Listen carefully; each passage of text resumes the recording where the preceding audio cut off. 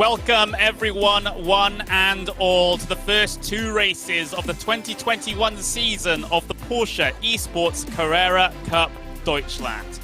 We head to Spa for the first two rounds of this season. We have an absolutely stacked field coming into today. I certainly can't wait to get the action going out there on circuit. My name is Connery Maddock. Joining me in the commentary booth for this evening will be the one, the only Mr. Paul Smith. We are here at one of the most famous tracks in the world for motorsports, ready to get the season going.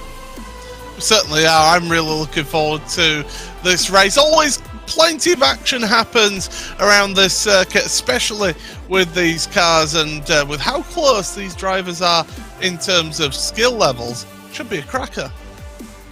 It should absolutely be amazing. And of course, our qualifying procedure into this series is a little bit different to most league racing, most even esports racing, or even esports generally, where every single driver has to qualify into this race through a whole week-long qualifying procedure with the time attacks, with the leaderboards. So we might see different names coming to the front. We might see different names on the grid for each race of this season, depending on how drivers do during that qualification process. Yeah, the pressure's on for all these drivers here. You can't just sit back on your laurels and think, oh, well, I got into week one, I'll be able to get into the rest of the championship. That's not the case here. You have to qualify week after week to get yourself into this championship. It's one of the many challenges of this championship. Yeah, of course. And of course, we have some challenging circuits as well. Of course, we start off here with the first two races at Spa-Francorchamps. Then at the end of the month, we head to Autodromo Enzo e Dino Ferrari. And, then we head to Autodromo Internazionale Monza. So we've got the two Italian tracks, Imola and Monza, there for round 2 and round 3. We head to the Nürburgring for round 4, then Silverstone, then Hockenheim, and then round 7 will be Suzuka, and round 8 will be our little mystery round where we don't know where we're going until 48 hours before the start of the event. So drivers will have to be on their toes. If they've qualified into the final like that, then they need to be adaptable. They need to try and maybe predict what's coming, but then again, we might throw a curveball at them. Yeah, absolutely. I mean, a couple of those tracks that really stand out for me is Silverstone and Suzuka. Suzuka, I've not seen that on one of these calendars for a while, so that's going to be a real treat at the middle of September. So, one to look out for there. This is a great calendar. It's a great challenge of these drivers' ability to be able to race across various different styles of tracks. Of course, various different disciplines in a way, as well, in a way, because you've got, of course, the long straights, the very simple nature of Monza, but then you have the tight, twisty nature of Suzuka towards the end of the season, for example. Here's the points, here's the prizes. Every single race has the exact same point structure because we do not have a reverse grid coming into this one. So that's going to be the situation there. Each race, 30 minutes, going to be the exact same. So that's why the points are the same across all the races. And of course, prizes for the top 3 at the very end of the season. 12,000 euros to first place. Second place gets 8,000 euros and third place gets 5,000 euros. So a lot of money to play for here, Paul. Plenty of money to play for, and plenty for these drivers to fight for. That's for sure. And really, the drivers they're going to be under pressure. It's not a small amount of money to win, is that? And really, these drivers they've got to be on it. There's not that many rounds of the championship either, so you've got to get points wherever you can as soon as you can. And that's the real challenge of this series. Yeah, let's just talk a little bit about Circuit Spa-Francorchamps then, because of course it's, like I said, it's one of the most famous racing tracks in the world. A huge part of the Formula 1 calendar, for example. Of course, these Porsches race here as well. So a lot of history behind it. Of course, it's been in a bit of trouble in recent times over the past couple of days because they had some flooding. But unfortunately, there's no such thing here in the iRacing service. So we'll be safe from water, I suppose. Yeah, yeah, people having to get to high ground. It was quite spectacular, the amount of water that had fallen at Spa-Francorchamps. But there you see it, we're in the sim, and there you see the drivers just getting a little bit of last-minute practice around the track. But it's a spectacular venue. I've been there a couple of times myself, and it is just a breathtaking venue for motorsport. Yeah, of course, and of course we got our drivers practicing out there at the moment, just getting their laps in, making sure that they're all set and ready for both qualifying and indeed race number 1 here today. It's going to be a fantastic event, I get that feeling. We have a lot of drivers out there that are very, very competitive out there indeed. This is the car that we'll be using, the Porsche 911 GT3 Cup car. Absolutely fantastic piece of machinery. Of course, it's used in the real-life Carrera Cups as well, and of course in the Super Cup as well.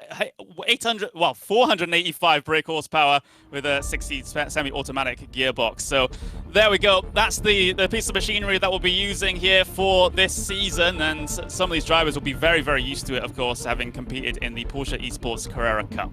The Porsche Esports, Porsche Tag Heuer Esports Super Cup, shall I say, if I get my words in the right order, Paul. Yeah, absolutely. It was usually me saying it, to be fair, but yes, 485 brake horsepower. It's a very, very powerful machine. No ABS, no traction control, so the drivers are really going to be working that car hard. So easy to make a mistake in this car, it is unbelievable. Of course, that engine, the classic Porsche Flat 6, right hung over the back wheels, so if you start losing the back end of this car, that's it, you just lose it. It's like a pendulum. Yeah, it is. You know, that rear engine just swinging right around, like you said, like a pendulum. So it can be a little bit nervous sometimes, especially on the brakes coming down into some of these high-speed, these heavy braking zones where if you just get it a little wrong, you can just send the car around, or in worst case, lock up the brakes, go straight on. But these drivers, I get the feeling, will be experienced enough to be able to deal with all that is ahead of them. Of course, they had to go through the qualifying process to get on to the starting grid here today. Lots and lots of laps logged. I saw lap numbers in the couple of hundreds for the time attacks here coming into this one. So a lot of drivers very desperate to get into these sessions, and of course only 32 have done so. Yeah, they're all really desperate to get in this one. It is a prestigious championship, and it's one that these drivers will be testing themselves against some of the best. I mean, you see some of those names up there on the timing screen, as you say, have been involved in the Porsche Tag Heuer Esports Super Cup in the past and various other major championships. So it's not going to be easy for people out there. It's going to be tough, hard, intense, action-packed racing. It's going to be tremendous, and you never know who's going to quite come out a winner here. You never quite know. I mean, you're having a look at some of the names on the left-hand side of your screen there. You have Maximilian Bernecker, who's always been a force to be reckoned with in the Porsche Tag Heuer Esports Super Cup. He's in that Porsche 24 driven by Redline car. You'll see a few of those out there here today. Redline really putting up the numbers as a team coming into this competition. So Bernecker will have friends out there, which is always very, very nice to have indeed. You've also got Patrick Holtzman, for example, out there, also a competitor in the Porsche Tag Heuer Esports Super Cup. Diego Pinto is there as well, so a good couple of names that a lot of people will be familiar with in the top level of sim racing here on iRacing. Yeah, I mean, Diego Pinto, it's good to see him out there. It's great to see Enzo Benito as well. Haven't seen him in a Porsche for quite a while, so it's good to see him back in the car. And yeah, he's really going to be pushing on and seeing what he can do now against these drivers, because, as I say, he's not been at the top level in the World Championship Series for a little while, a couple of years.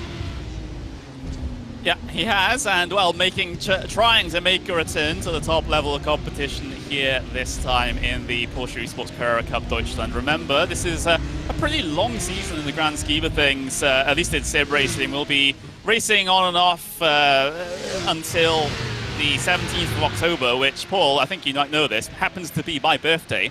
So I think I'll be commentating on the finale of this on my birthday, which I don't think you can think of a better birthday gift for me in that respect. But we've just got less than 10 minutes of practice left.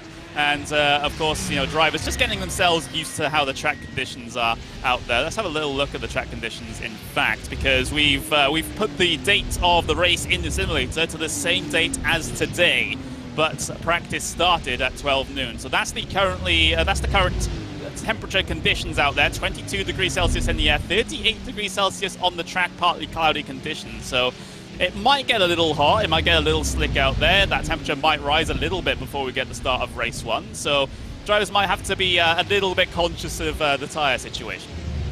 Yeah, and especially in a half-hour race, you'd think, oh, a half-hour race, it's not actually that long. Well, the thing is, you've still got to look after your tyres in that time, because you generally find that those that can look after the tyres the best throughout a race can really push on towards the end of the race and really challenge for changing positions. So certainly will be a little bit of a challenge. I mean, it's not the worst track temperature I've ever seen before here, but certainly it's going to be a little bit toasty.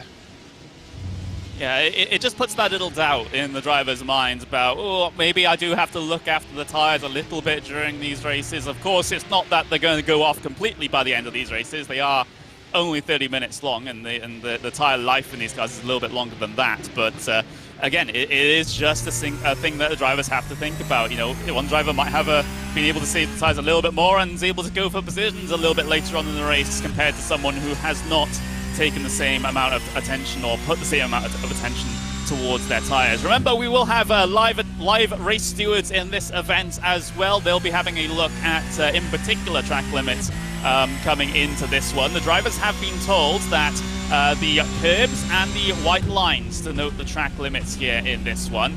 Of course, iRacing might give drivers an off-track instant point anyway, and the stewards have told them, well, that's your responsibility to make sure you are underneath the incident limit here of 17 per race. Yeah, track limits is is a well-discussed thing around here. Is that, and it's somewhere where it's something that can really be an issue. There you see one of the spots at Stavola, Campos and Stavola, running out onto the AstroTurf like that. That's not, strictly speaking, to the rules of the regulations of the series, allowed. Yeah, everybody's doing it in practice. Well, they can keep two tyres on that red and white, though, because that is the curb. So the definition see, I would be much more strict than that. I would be much more strict than that for myself, but that's just me being a stickler for track limits, that's for sure. Well, as long as the ruling is consistent, I don't think the drivers will really complain. And once they've been told what's good, what's bad, what will be fine, and what will give you a penalty, I think everyone, as long as they play by the same rules, we should be absolutely fine. But then again, it becomes the interesting issue now. It's like, how do you ration out those 1Xs? Because sometimes the stewards' track limits and the iRacing track limits might not match up. So you might be okay in terms of track limits as far as stewards are concerned, but it might not be okay as far as the iRacing system is concerned. And with a 17 instant point limit here, that can be a bit of a problem at this circuit. I'm sure everyone knows who's raced on iRacing before. I mean, whenever I've raced in a series around here, I've always really sort of tried to save myself as many instant points as possible.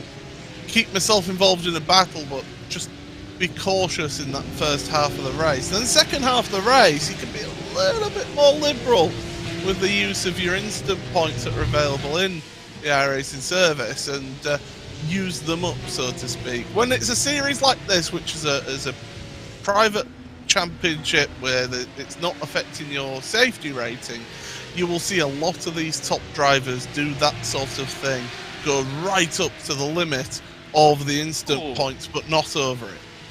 Yeah, just an example of track limits there. That Urano Esports car pushing wide out of Jackie X corner, well, that would be abusing the track limits here. And same again there, because he didn't keep his left tyres on the red and white curves. So Nicholas Laubisch has to be very, very careful about that, because if he does that a few too many times during the race, then the drivers will pick up on it.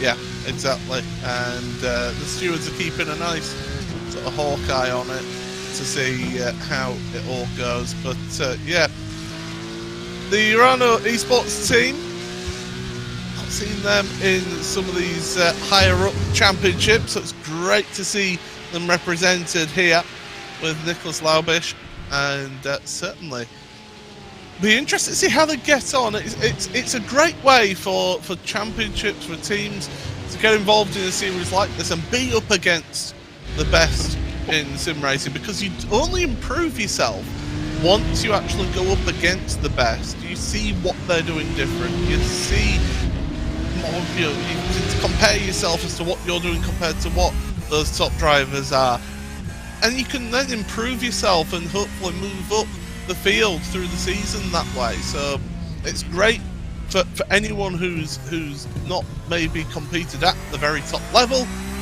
to have that impetus and to be able to compare themselves.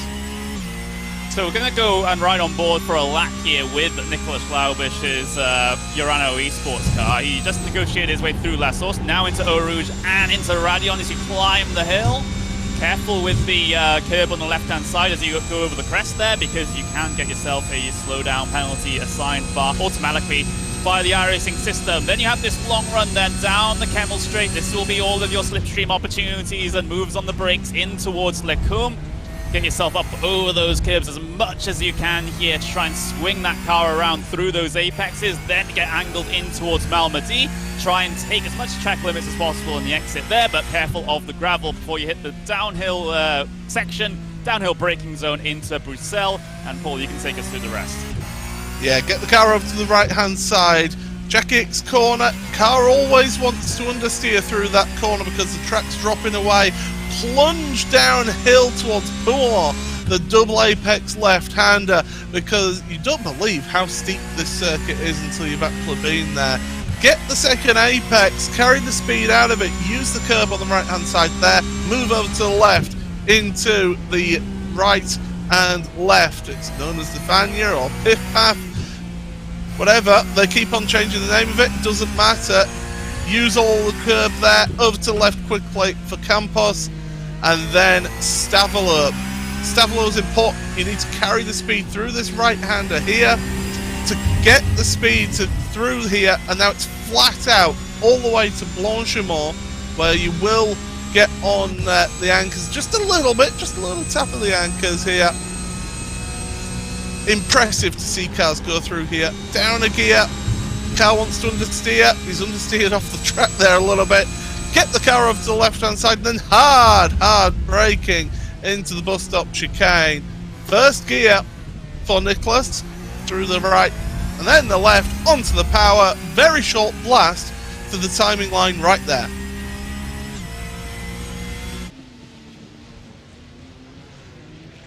Helped a little bit by a bit of a slipstream there over the course of the lap, but a great little lap there from Laubisch. Pinto going up to P5 here in practice as well. So yeah, we usually can't read all too much into practice, because of course some people might have drafts, some people might not. You know, some people might not be taking practice as seriously in terms of qualifying laps as others, but maybe we can start to see some signs. Of course, Bernecker, we were always expecting Bernecker to be crazily competitive here. One thing that surprises me though, Dino Lombardi up into P2 here in practice at the moment. Yeah, good to see Dino up there in second, giving a good showing. And here's the thing, you might find that some of those drivers who have spent a lot of time putting in laps around this circuit to qualify for this weekend have got a little bit of an edge over maybe some of those drivers who are World Championship level, will have put in a handful of laps, say 20 laps or so, got the time in, got qualified, and then focus on it at the weekend. It's an interesting dynamic. Those that have put the time in should be a lot more consistent than those who've maybe put in less time, less laps, not feeling quite as confident.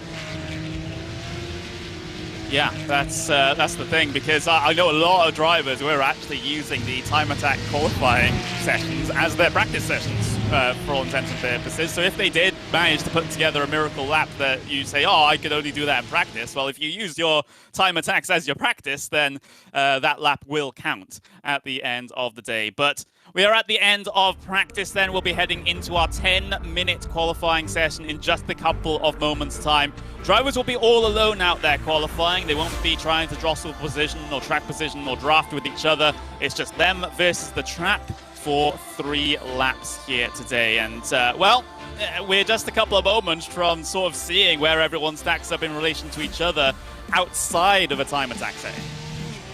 Yeah, this is the first time that everybody can compare against each other out there on track. Max Benneker then heading through a Rouge Radiant for the first time out of the pits, getting his tyres up to temperature. Of course, not the longest of sessions here, only 10 minutes, and it's quite a long lap. You're looking at around 2 minutes 23 for some of those drivers out there on a flying lap. So it's not the biggest rush, but you don't want to take your time out there on your out lap.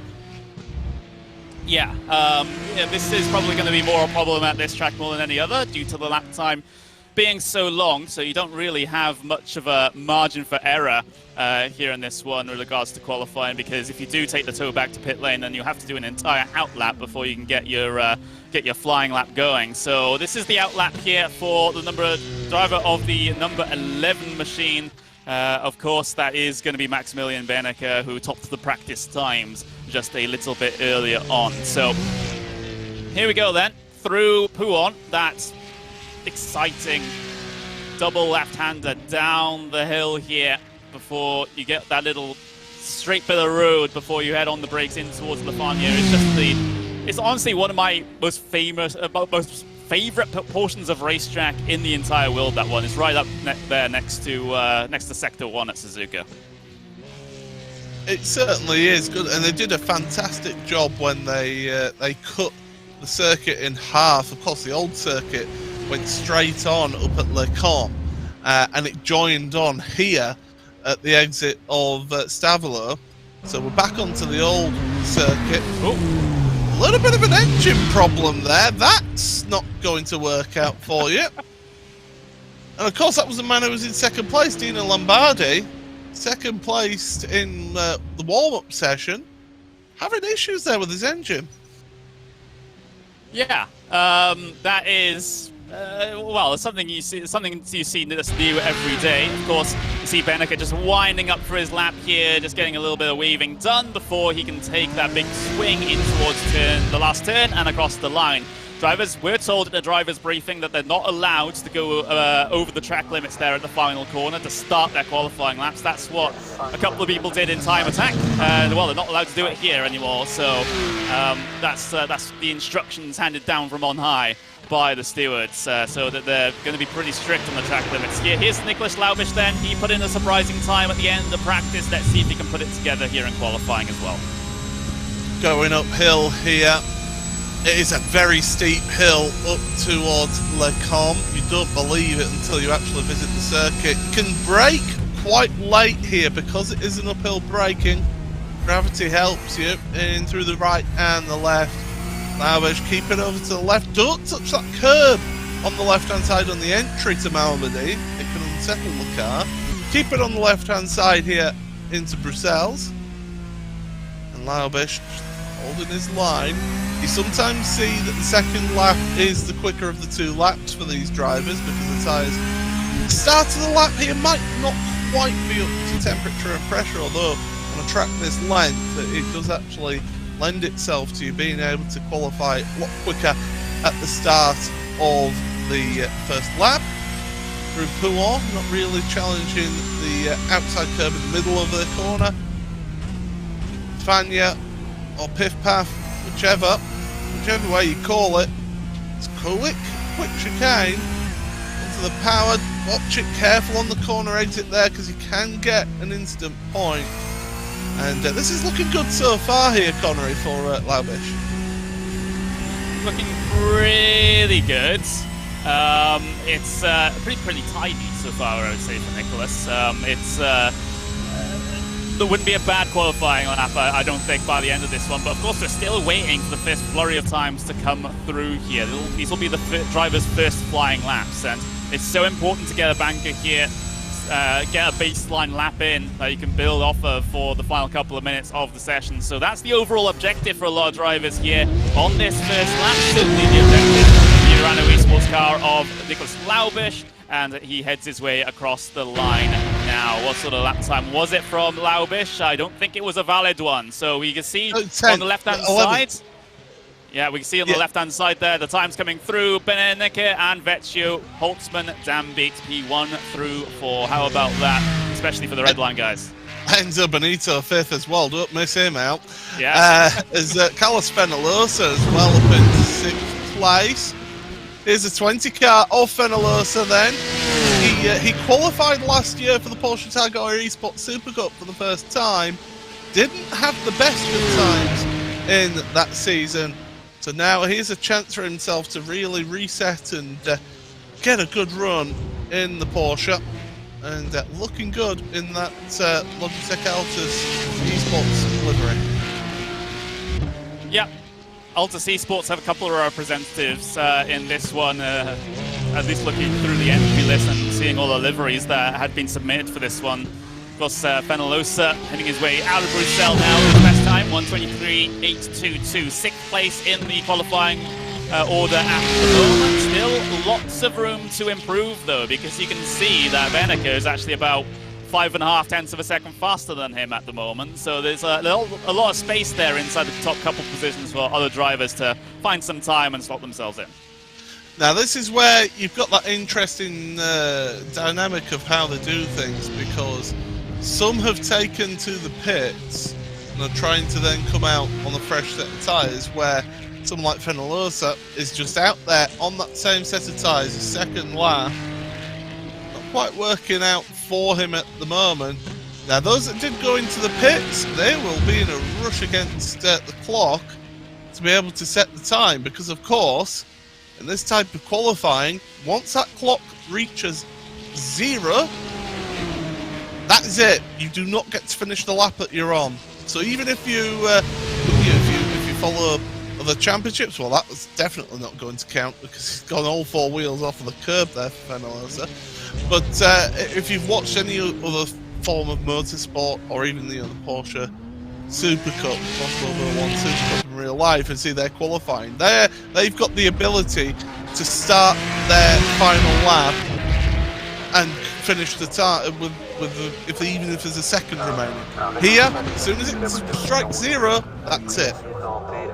So one of the Porsche 24 by Redline cars pulling out of the way, well, not out of the way of anyone, but pulling aside down the pit straight there to take the tow back to the pit lane. And of course, they won't be able to do another outlap and get another flying lap in. So that is the qualifying session done there for Maximilian Beneke. Same with Dan Beats as well there in P5. Here's Diogo Pinto though, the 1-2-1 car. This is the driver that came top in our time attack qualifying, and 3rd currently in the real qualifying for the races here. So we know for a fact that he has the capability to put that car on the top spot.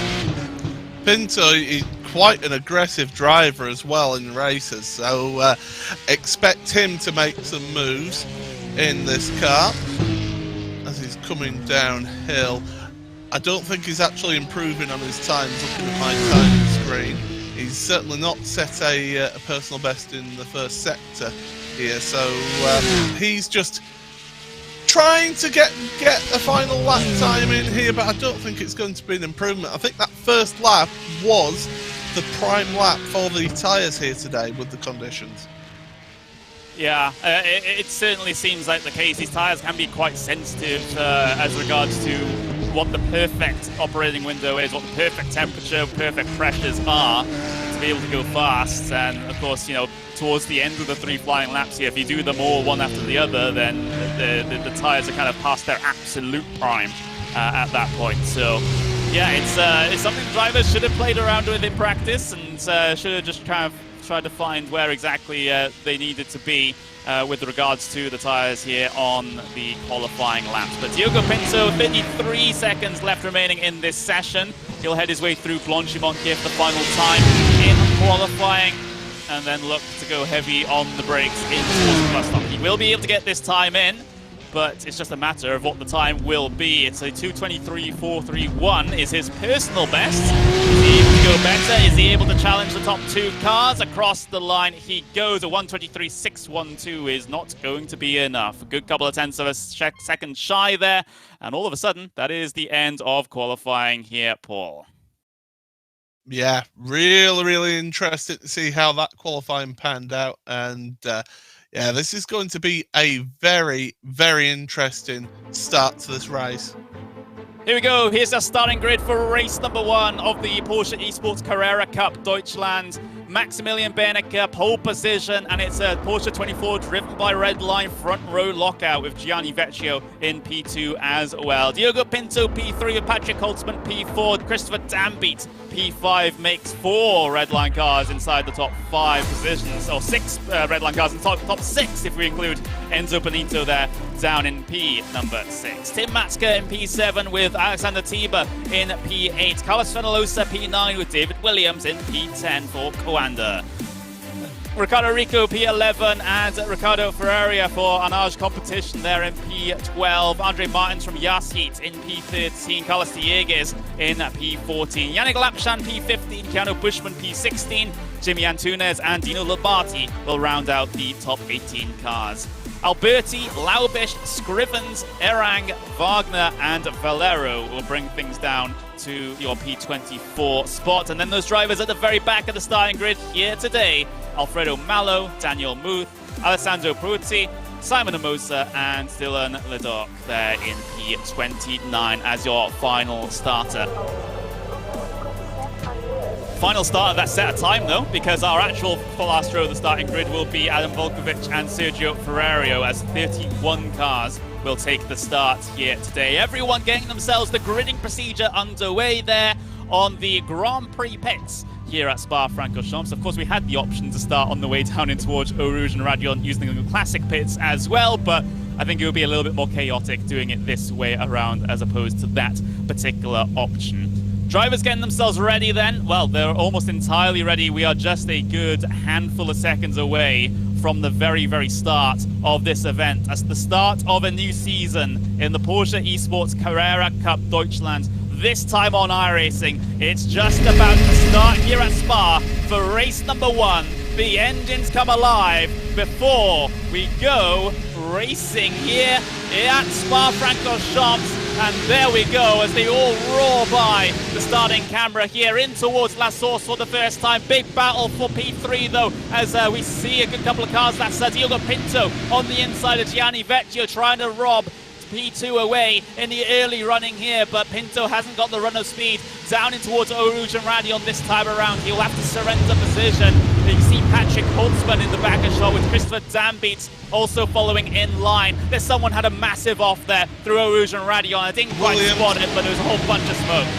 It's David Williams and Carlos Fenalosa, and I feel Ricardo Rico as well has been involved in that one. They were going 3 wide. Yeah. Here we go then. P2, Diogo Pinto and Gianni Vecchio. That wasn't the race lead, excuse me. That was P2 that are going side by side in towards Beckuma. Diogo Pinto was able to gain the position up into second place. What a performance there at the start for Pinto as they head their way through Bruxelles for the first time. Couple of bits of side by side up and down the field. Lobati, Dieguez in the mid-pack decided to go wheel to wheel, and now in towards Jackie X corner for the first time here. Everyone else strung out single file. So apart from that huge drama in towards Eau Rouge and Radion for the first time, I think everyone's gotten through the first half of the lap unscathed. Yeah, so Pinto, I said he's quite an aggressive driver whilst we were in qualifying.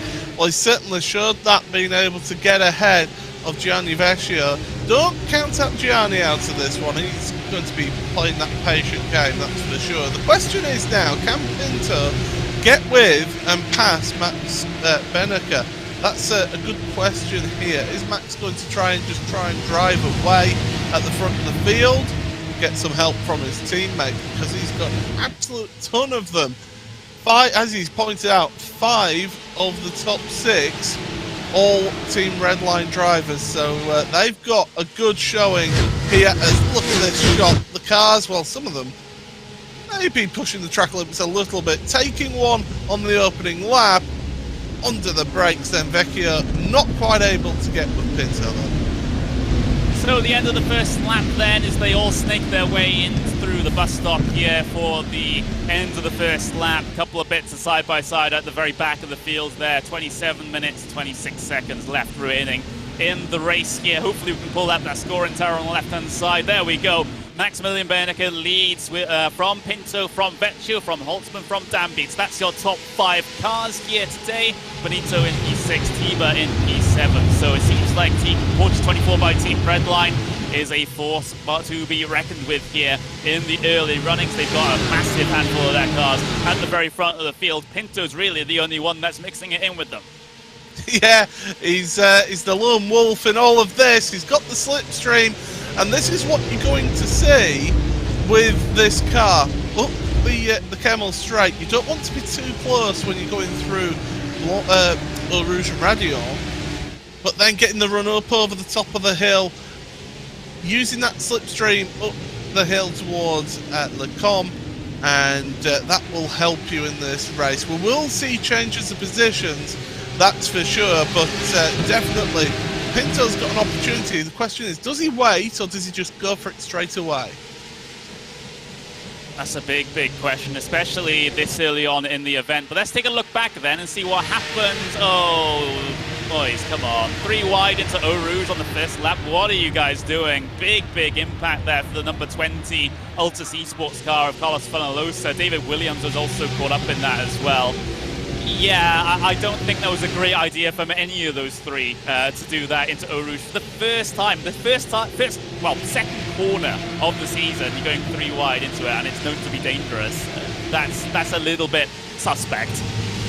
It takes a brave person to go 2 wide through Eau Rouge into Radion, but to go 3 wide, 3 into 1 just does not go at that corner without compromising each and every one of you substantially. So that goes to show that maybe it was a little bit of bravery or maybe a little bit of stupidity. One of the two. It's your choice as to which one it was.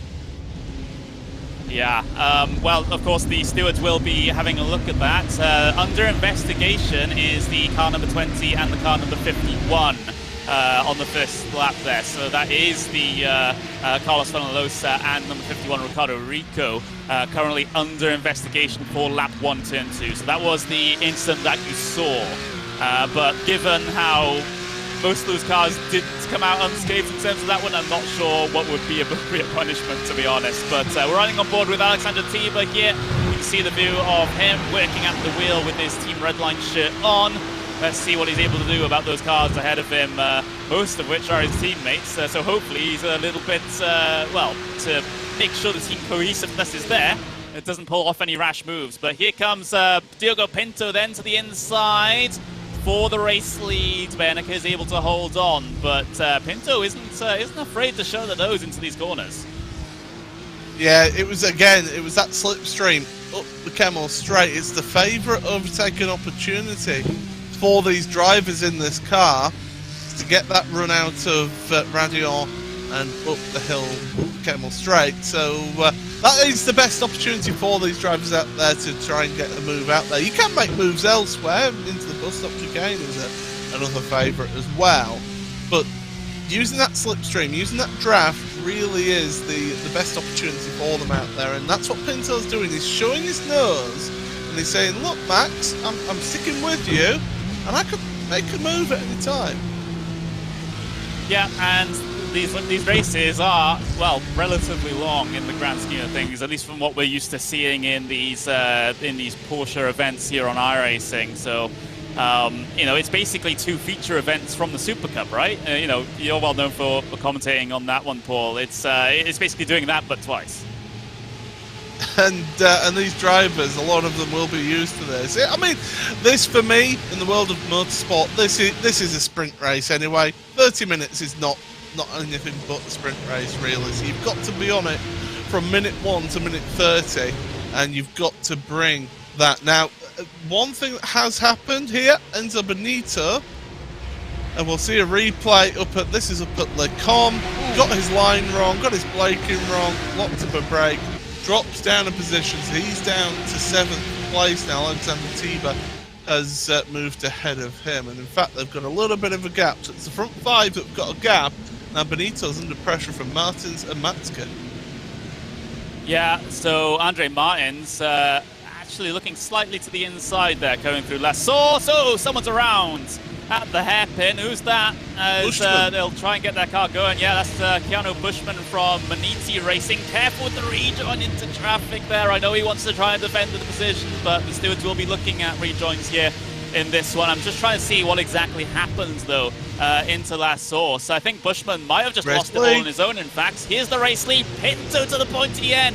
He gets the overtake done on Berneke. Is there an opportunity back here through Le Combe for Berneke? No, there is no opportunity, as Pinto leads this race now with 22 minutes left.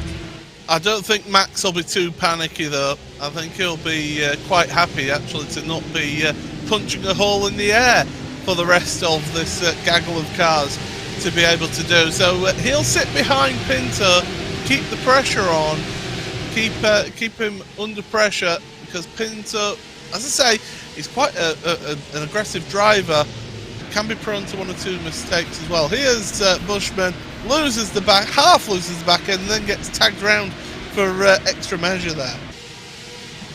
Yeah, that's a single driver error that's kind of collected someone else in it, that one. So we do have news that we do have a drive-through penalty for car 20.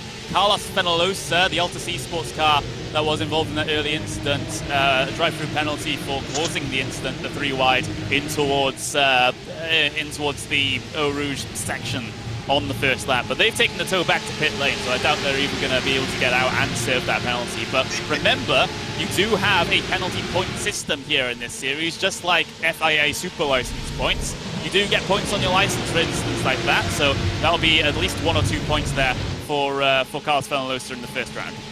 Also, national motorsport licenses, you get points on your license as well. It's not much like if you're a driver and you get caught speeding, then you get points on your license. Here we go, Alessandro Putti, and what's happened here? Nose on the inside, gets helped around. Well, he's kept it going at least, but he's fallen down to 30th place. Yeah, kept it going with a little bit of help from his friends there, as here comes the race lead. Berneke swing out very, very wide through that slight right-hand kink coming down the classic pits towards Eau Rouge and Radion. He now has to carry the speed all the way through Radion. Careful with the off-tracks and the slowdown penalty that you can get across the curb there, and now look to try and maximise this slipstream on the way in towards Le Combe. Here comes Berneke, he finds the inside line. Pinto won't block him all the way, but Berneke is not significantly alongside just yet. Goes deep on the brakes into the braking zone, but no opportunity for Berneke to try and get himself by. So Pinto managed that situation quite well. But did you notice Berneke, when he was coming from La Source down the hill towards Eau Rouge, he deliberately got out of the slipstream. As I said earlier, you don't want to be too close to that car in front, because you will end up getting caught up behind them at the top of the hill, and it compromises your run up the Kemmel Straight. Look at the backwind that's going on the right-hand side of your screen as well. We've got a car almost into the wall there at Jackie Hicks. It's one of your Altus cars that's going for, that's Yannick Lapchan down the inside at Puor. That's not traditional overtaking spot, but if you can make it work, work it. Yeah, this is the battle for P11 that you see on your screen right now. Side by side behind between Lombardi and Scrivens. They'll fight wheel to wheel through Lefania. Behind all of this, there we go. There they are, still absolutely neck and neck as they enter into the first of the Stavolos, with Lombardi on the inside trying to swing his way through, and he does. And you see Jimmy Atunes also all over the back of this as well, trying to make some early progress. So this is a pretty decent middle pack that we have here. Here's the on board with Jimmy Atunes, as you can see him laser focused on his screens. Yeah, that you can see not a lot of movement, not a lot of motion, no wasted movement done there. He's putting all of his energy into this race now. Onto the brakes once again. door was a little bit open for him. Oh, there's pop in that chicane, and Antunes is the one who... Ooh, careful, there's not a gap there. Oh, that's... well, I mean, that was messy, and I think he's got damage. Yep, he's pulling over, he's out. Yeah, he's out of the event. That was an incident that wasn't his fault either. That was between Scrivens and Lombardi, as Lombardi got spun around in the middle of the bus stop there. Here's the race lead, though. Benek has a much better run this time around, coming through Rouge and Radion, so he'll be able to get to the inside now. I don't think Pinto will fight this one too much. He might just let Benek swing by here in the braking zone. He does. So that's just race conservation there from Pinto. So Benek back to the race lead, but Pinto's keeping himself in contention here because he's fine with losing that one spot, but the big trouble comes if he loses two or more. Yeah, he needs to keep himself ahead of Vecchio. He fought hard to get ahead of him in the opening lap of this race. Now he needs to just, as you say, just persevere and preserve his car. We'll get a look at that incident again. Lombardi. Oh, that's never on in that second part of the chicane there, and it was the final shot that did the damage to the suspension there. So Antunes off. We have a warning for the 107 Nicholas Laubish for avoidable contact, lap 3 in the bus stop, and then we have a penalty for Nicholas Laubish again. So he got the warning and then the penalty for a drive-through penalty for lap 4 in the chicane as well. So that's the penalties being handed down. Yeah, that'll be that incident then that he's got the penalty for. And to be honest, if you're on a warning there, you're asking for trouble. Yeah, and it seems to be a similar sort of problem as well. He's got caught by twice by the race administrators. So, yeah, you gotta be conscious of the fact that there are live stewards overseeing the action here today. And if you do make a mistake, or if you do make a deliberate act to try and move someone out of the way, then you will be punished. So you do have to be careful. There's no such thing as well. There is still technically a post-race review, but we'll try and get most of the penalties and protests done in the race if we can at all help it, because we don't want to be editing the results after the fact. That's one of the things I hate. As Laubish, he comes in for his drive-through. Yeah, get it out the way. Just get it done, get it out the way. Give yourself as much time as possible to then try and claw back anything at all, although there won't be anything to claw back for him because he's dropped all the way down to last place in this race. As well, Pinto, he's just staying on the racing line. Benek, he's not interested in the slipstream from Max, so he's quite happy. He's dictating there that he's quite happy. Battle for third place though, Vecchio and Patrick Holtzman. Holtzman's getting a little bit racy here. He's having a little bit of a show of the nose, but Vecchio says, I don't think so. Yeah, another, well, it's offensive there from Holtzman in towards Bruxelles, because Dan Beats was all over the back of him as well. So things are getting a little bit tight here inside of the leading pack. Of course, all these guys, or most of these guys, know each other, of course, and know each other and know how each other races, and have competed on many a racetrack in many a series with the same names. Meanwhile, back in the mid-pack, shall we say, here's Daniel Muth. He only just about got himself qualified in due to drivers ahead of him on the leaderboards pulling out of the competition last minute. So he's done very well to get himself prepared and ready for this race, running in 21st at the moment, which is not too bad in the grand scheme of things. You can see him, he's running in VR as well. Yeah, I'll be honest with you, I've never actually used the VR on iRacing, so that is something that's completely foreign to me. But it does seem strange not having a screen there in front of him. But it certainly worked for him. He's got the pace, carrying the speed a little bit wide. He's compromised lap time wise with that. He's dropped back a little bit from the car in front that he was battling, which was Sergio Ferrero. But right now, Muth, I mean, as you say, late entry, not had much time to then do practice, but finding himself in a good solid position. Yeah, absolutely. We've got more news from the stewards, by the way. Dylan Scriven's drive-through penalty for an incident in the bus stop, which is the one what we saw previously. So that's going to be another driver that has to take a trip down on towards the pit lane because the stewards have told them that they have to. So there's the Urano Esports car there, bright red and black. Great livery on that car. I would say not as great as the Altus car ahead of him, but again, we're livery talk is more an endurance racing thing rather than a sprint racing thing. I get the feeling, Paul. Good news, though, which is Carlos Fenalosa has actually gone back out onto track as Pinto, just running in clean air. So technically speaking, that means he should have to serve his drive-through penalty as soon as he's returned back to the track, and I think he is actually heading down pit road at the moment. So you might as well have just kept it parked up, really, and just said, well, that was a write-off of the first race, let's focus on the second race. And also, you got to remember, grid for race 2 is based on the results from race 1 as well. So you want to get back out there. You want to make sure you're out there lapping because, you know, anyone who has any problems a little bit later on and has to retire from the event, well, you can continue doing those laps and you can pick up the position off of them and start one grid spot ahead. And of course, you've got points on offer for every single position here as well. Points from first all the way down to 32nd. So any position you can get is going to be worthwhile, as Bushman having to completely abort the Cum chicane. It's a good job they've got all of that asphalt down there in the middle of Le Con, and it certainly helps those drivers be able to abandon that. So a lot of runoff there for the drivers to use, but we're getting in towards the final third of the race.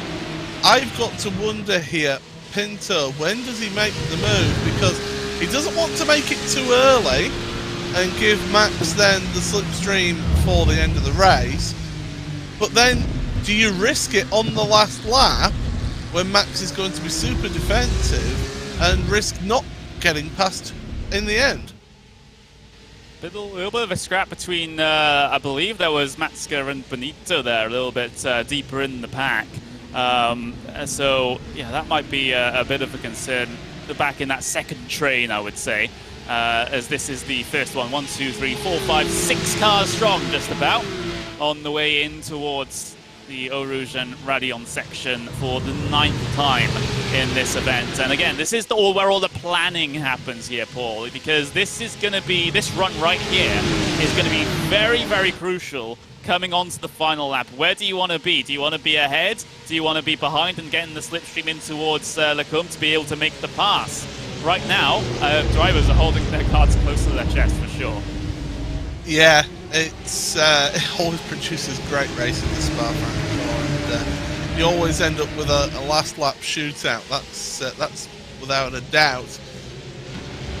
Really, you like being at the front going into the final third. Controlled it at the front, which is what Max has done almost all of the race. He did fall back a lap or two, but right now Benica, he's trying hard as behind side by side. That's Tim Matska and Andre Martins going side by side because Benito's got past Matska, and now they're still side by side through Pouon. Now the car on the outside will get the run out of the corner by being on the power a lot sooner on corner exit in towards Lafania. It's gone deep though. That's opened the door. Well, Martins is saying, okay, I'll just walk through that one. This is a great battle between these two, Andre Martins and Tim Matska, as they all just continue to scrap for this position here. Number 8 out there on circuit. They get so close to the second stablo, and here comes a runner speed here from the driver that we're on board with, Ricardo Ferreira. But he's not going to take it. He's going to back out the throttle. He's going to let these guys ahead of him go too wide. Are they going to go side by side through Blanchimont? They're going to commit to it. Andre Martins with the speed around the outside. He can't quite get clear. He stays within the track limits. It's all good right now. Now hitting the brakes in towards the bus stop here. This is a sensational battle between these two cars, and it doesn't look like it's going to end anytime soon as they go two abreast through the chicane. That's Matska getting on the power earlier with him having the outside line there on corner exit, gives him the inside for La Source. He's now going to be compromised through here. This still absolutely at loggerheads, and finally, oh, is he quite? There's still little slightest of an overlap. Now he's locked in, but this is where you get the run. You don't want to be that close though going into Eau Rouge. You'll have to compromise your run there up the hill from Matska, but now it's worked out for him because of the mistake from Martin sliding wide, and this uphill, it's still going on, trying to get the side draft there as well. Never say die, in towards Lecomte, they're still going at it, and if you're Ferreira, you're thinking, well, I want to get past, please. Just you keep on going and I'll just go. We saw a change of the race lead as well. Pinto to the pointy end as we continue on with this battle here down for P8. As diving down the inside there is Andre Martins, and he's able to secure the position. He's got to be careful not to crowd out the car on the outside. Now becomes the inside here for Matska as he robs the position away again. And now Ferreira, he's completely fed up. He's looking for a line through on these guys, but simply can't find one. These guys have been side by side for an entire lap here, and that's now Andre Martins backing out because he got a bit loose on the outside of Pouan. I thought it was a little bit naughty from Martins going into Bruxelles. He gave him a little bit of a push. He gave a push to Matska, which forced Matska to go deep at Bruxelles. So that was a little bit naughty, a little bit of a push and pass. But yeah, he's fallen back into line right now. This has been sensational battle, I must say. We did have the race lead change here. Here's what happened while that insane battle was going on. Diego Pinto easy down the inside. So again, that's one of those things where I don't think Benica fought it too much. Of course, he's looking to the outside there through Malmedy just because he doesn't want to lose the time getting stuck behind there. But with 6 minutes left remaining, Pinto now leads, but is that the best spot coming on the start of the final lap though? Of course it's the best spot at the end of the final lap, but it's the start that's the problem. Yeah, it's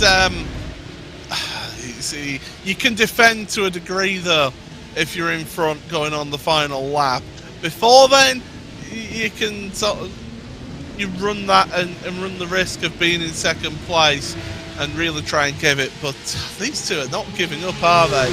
Heading down towards Eau Rouge, side by side. This is a test of who's the braver driver, and the answer is both of them, and that's going to cost Matska. Watch the rejoin mid-corner as Benica moves to the head of the field. So those two now are switching positions, trying to get themselves in the right spot.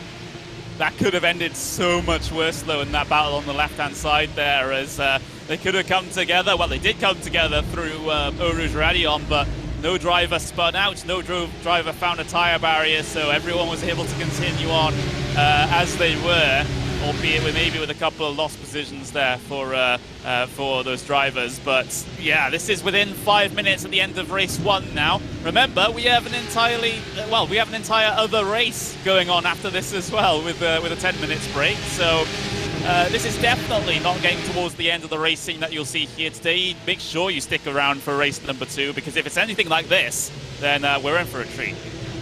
We certainly are. This is absolutely fantastic stuff. Great to see. Further down, whoops, that's a little bit of a mistake. And David Williams having to avoid that one. And, well, Valero not having the best of time out there and having to just abandon Lecomte. Yeah, just completely and utterly had to just go across and cut his losses there, take the instant point and call it a day. Of course, you know, this is where the instant points might start to get a little bit worrying at the end of this one, especially if you've been quite liberal in terms of your track limits here. You might be just 1 or 2 instants away from getting yourself disqualified. 17 instants is the limit here for each race, and sometimes that does lurk in your mind, especially if you've had a few bits of contact, a bit 2x's, 4x's earlier on in the race. They really add up by the time the final lap comes around. This is where we're going to see what Pinto's intentions are now. Is he wanting to stay behind Benica and go for it on the last lap? Because we've only got time for 2 more laps now. Pinto, is he lining up Beneke for a move now, or is he going to wait, be patient and try on the last lap? Let's see then. 3 minutes left to go here in this one. Here's the onboard with Pinto. He's looking to the inside here. He's got a bit of a runner speed, but he's going to back out for now. So I guess what the plan is now for Pinto, he wants to be in this second place coming across the line to start the final lap, and he wants to get that draft pass down Camel Straight on the final lap to be able to secure the first race win of this entire season. Yeah, it's a risky move though, is that you're not guaranteed to make that move and make it stick. So I said that we usually come to a last lap shootout. Well, this is exactly what it looks like it's going to bring us here, and that's 6 cars all in a row. Diogo Pinto, the lone car who's not a part of Team Redline. Yeah, he's trying to fight up against all of them. He's got to be careful from behind as well, because I think Vecchio is going to make his life hell here on the final lap as well. Just, if anything, just to try and cover off from his teammate. But of course, he wants all the points possible as well, because this is not a team's championship, Paul. It's an individual driver's championship. So even though you might race under the same banner, in the end, the prize money only goes to one person. Yep, exactly. So there will be a little bit of a case of, yeah, right, it's all well and good us working as a team, but I want the big prize. I want to win this thing through Blanchimont for the penultimate time. This is where you'll see maybe a late lunge done at the end of the race, if it doesn't work. But we've got one more lap here, Connery. This should be a hotly contested one. Crossing the line with 1 minute 7 seconds left remaining. You can see Barney there at the side of the circuit waving the white flag, which in American oval racing or American racing in general, that means there is one more lap to go. That's what the iRacing system is based on here. But on that run down the hill then for the final time towards Rouge and Radion, has Pinto lined up a run here. He backed off a little bit coming out of last source to be able to maybe give him the space to be able to have a run and have the momentum. Maybe though, he's just a little bit too far back here, coming in towards Lecombe. He's closing up now, but he has to look behind him, because here comes Gianni Vecchio looking to the inside into the braking zone of Lecombe. Has Vecchio overcooked it? He hasn't. He stays on the inside, but he tags Pinto. Pinto holds it. Brilliant save from the driver of the 1-2-1, but it's all a battle now for B2 as Beneke tries to run away. Vecchio up into P1. Pinto still looking for the inside, and now Holtzman looking to go the long way around to Bruxelles as Pinto just about sandwiches himself between the two of them, but that could have ended in even more tears than it did. Oh, look at them. Liberal use of the track limits on the exit of Jackie Hicks. This is brilliant stuff. I don't think Pinto will be too happy with the treatment that he got, the little rub and run, but it was too wide. You're going to be asking for contact there if you're not careful. As well, Lafagna, time's running out, and Beneke is now a second clear. I think he's pretty secure in his race win. Yeah, he's got about a second gap over his teammate there in second place, so it is all the battle for second. I get the feeling, as long as Beneke can keep it on the grey stuff. Final third of the lap length as they head their way out of the second Stavolo. What's the situation going to be into Blanchimont? What's the dive situation going to be in towards the bus stop then? That's the question. Pinto has a run of speed here with the draft into Blanchimont. Got to keep within track limits here. Got to keep on that curb, or at least 2 tyres. You can see Vecchio going super defensive, but it's a titanic fight for P2 as Pinto commits to the outside. It'll gift him the inside for the second apex. But does Vecchio have the speed off the corner? Yes, he does. He grabs P2, but ahead of all of them, it is the man of the moment, Maximilian Beneke, who wins the first race here in the Porsche Esports Carrera Cup Deutschland. Round number 1 at Spa is Max's.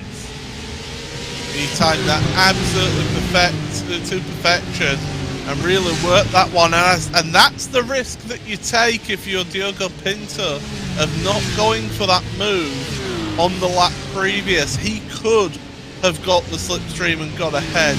on the penultimate lap, but he chose not to. As I say, Connery, that is where you're taking that risk. Rest of the runners heading their way across the line now. We will have a bit of a break, about 12 minutes before we get ourselves race number 2 underway. But you've got to savor the moment now, especially if you're Mr. Benecca, who's won this race. Vecchio, a fantastic job to put that car into P2. Of course, that contact between him and Pinto will, of course, be investigated by the stewards, and we'll have news on that, if any, in this break in between race 1 and race 2, and we might even get it during race 2 as well, depending on how long they take to try and figure out what the situation is there for P2. But the order as it stands, though, is Benecca taking the race win with Gianni Vecchio in P2. Diogo Pinto P3, but of course P2, P3 under potential investigation for contact at the very end there. Patrick Holtzman P4, Christopher Dam beats P5, Alexander Tiber P6, Enzo Benito P7. Great day for the F Team Redline as they completely stack up the front end of the field. Andre Martins in P8, Carlos Dieguez in P9, Ricardo Ferreira, excuse me, in P10. Yannick Lapchan for Altus Esports in P11 at the end of race 1. Tim Matska from Maniti Racing, who has given us an absolutely fantastic show a little bit earlier on with Andre Martins. He finishes in P12. Andrea Alberti P13, Sam Anamosa P14, Alfredo Malo P15, Marcel Erang in P16, Kanu Bushman 17th here today in race 1. Ricardo Rico in P18, Daniel Muth P19, and David Williams will round out the top 20 cars. Great recovery from David after getting involved in that 3-wide crash into Eau Rouge and Radion for the first time on the first lap. Mike Wagner P21, Gail Valero in P22, Alessandro Puerti P23, Adam Volkovic in P24, Dylan Scrivens P25, Dylan Ledoc, Sergio Ferrario, Nicholas Laubish, Dino Lombardi, Jimmy Antunes rounds out the top 30, and then the car that's at the very end of the at the end of the finishing order, that is Carlos Fenelosa P31. So he will start at the very back of the grid for race number 2. So remember, the results from race 1, as you just saw there, will be the starting grid for race number 2. That's exactly how it works in the real-life Porsche Carrera Cup Deutschland. We've tried to reflect the format as much as possible here on the esports side of things. But we have about, I would say, about 11-minute break here just to really go over what we've seen here, because of course we were expecting the red line cars to do particularly well here today, and they have. But Pinto made their lives quite worrying at times. They certainly did. He basically was really a thorn in their side there to stop them from getting just a clean run of redline cars. So it was great to see up there. So yeah, certainly interested to see how Pinto was quite aggressive to start with, calmed down during the race. But as I say, I thought it was a little bit of a mistake not going for that move on the penultimate lap, because you can always defend, or as we saw in that race there, get the run wrong through Eau Rouge Radion and it go from you attacking to you looking behind to defend. Yep, it really does. So that's the, it's all about the mind games here at Spa-Francorchamps sometimes. It's all about that draft. It's all about that pass that you can make, you can manufacture coming in towards the Lecombe chicane. But here are some of the highlights then. Here's the race start here with that big old battle for P2. This was so important for Pinto to have any chance at the race win at the end of the race. If he got past Vecchio here, then he was looking pretty good to try and challenge Benecca for the latter parts of the race, but we know exactly what happened. Here's that, ahead of these guys, there was that 3-wide moment down in towards Eau Rouge and Radion. That took out a good couple of cars. There's David Williams in the number 31, finding the barrier there on the outside. And, of course, it was the driver of Fenelosa that was penalized for that one with a drive-through penalty, which is why you saw him towards the bottom. In fact, at the bottom of the order at the very end of race 1. But we had some amazing battles in this one, Paul. What a start to the season. Yeah, if this is what the rest of the season is going to be like, then we are in for an absolute thriller. I said this was going to be a good race, and well, it's proving to be so as well. those drivers putting on a tremendous display out there. There we see that lead battle that was going on, and then you saw Holtzman and Vecchio. Holtzman was going, I would like third place, and Vecchio saying, nah, not on my watch, sunshine. And he kept ahead there, but that allowed the front two to just pull away a little bit that time. As I say, it's a moot point that that Pinto didn't go for that move on the penultimate lap. He'll know what he needs to do in the second race now. He'll try something different out there. And, well, we just saw tremendous battling throughout the field. And this is where just things started to get checked up a little bit. There's the contact and the innocent party and all of that. Around he goes, the 18 car. And that was not good for Jimmy Artunes. And, of course, we had some brilliant scrapping in the mid-pack involving Tim Matska and Andre Martins. We mentioned it at the time, they went side by side for pretty much an entire lap here today, which is crazy and probably frustrating if you're the cars behind, just trying to find a way through. You can see they were looking to try and make it 3 wide there into Pouon, but that is not a very good idea at the best of the times. You can see Andre Martins just tracking out a little bit too much there, having to give up on the fight with Tim Matska, but I would say that's one of the highlights of the race for me here, which is these guys, the 8 and the 46, just absolutely going at it, and fair and square as well. Yeah, certainly. Here we go then. This is what happened on that last lap. So Pinto wasn't able to get the run, and that allowed Vecchio to then get a run on him. Pinto had to go defensive there into Lecombe. And Vecchio says, well, we'll just go around the outside here. Little bit of a rub, little bit of a knock. And then out of the corner, Pinto's back end just sliding a bit on the exit of Malmedy. And that allowed Vecchio to move ahead into second place. Yeah, you can see how hard the driver of Holtzman was trying on the outside there to also try and find his way by. They have to be careful with the track limits out of Jackie corner, though. Again, if there'd been any passes, especially happening as a result of that, then the stewards wouldn't look upon that too fondly. But yeah, that's basically the situation here at the end of race 1. There's the leading pack working their way around once again here. But again, what a race. We are about 3 or so minutes away from running through the starting grid for race number 2 here. You already said kind of what your expectations are already, Paul, with especially with Pinto, in that he has to do maybe something a little bit different in this race. But I don't know what he could really do different. Not get stuck in the middle of a train of red line cars is a good start. Unfortunately, that's not really going to be an option for him. Take your opportunities when you get the chance.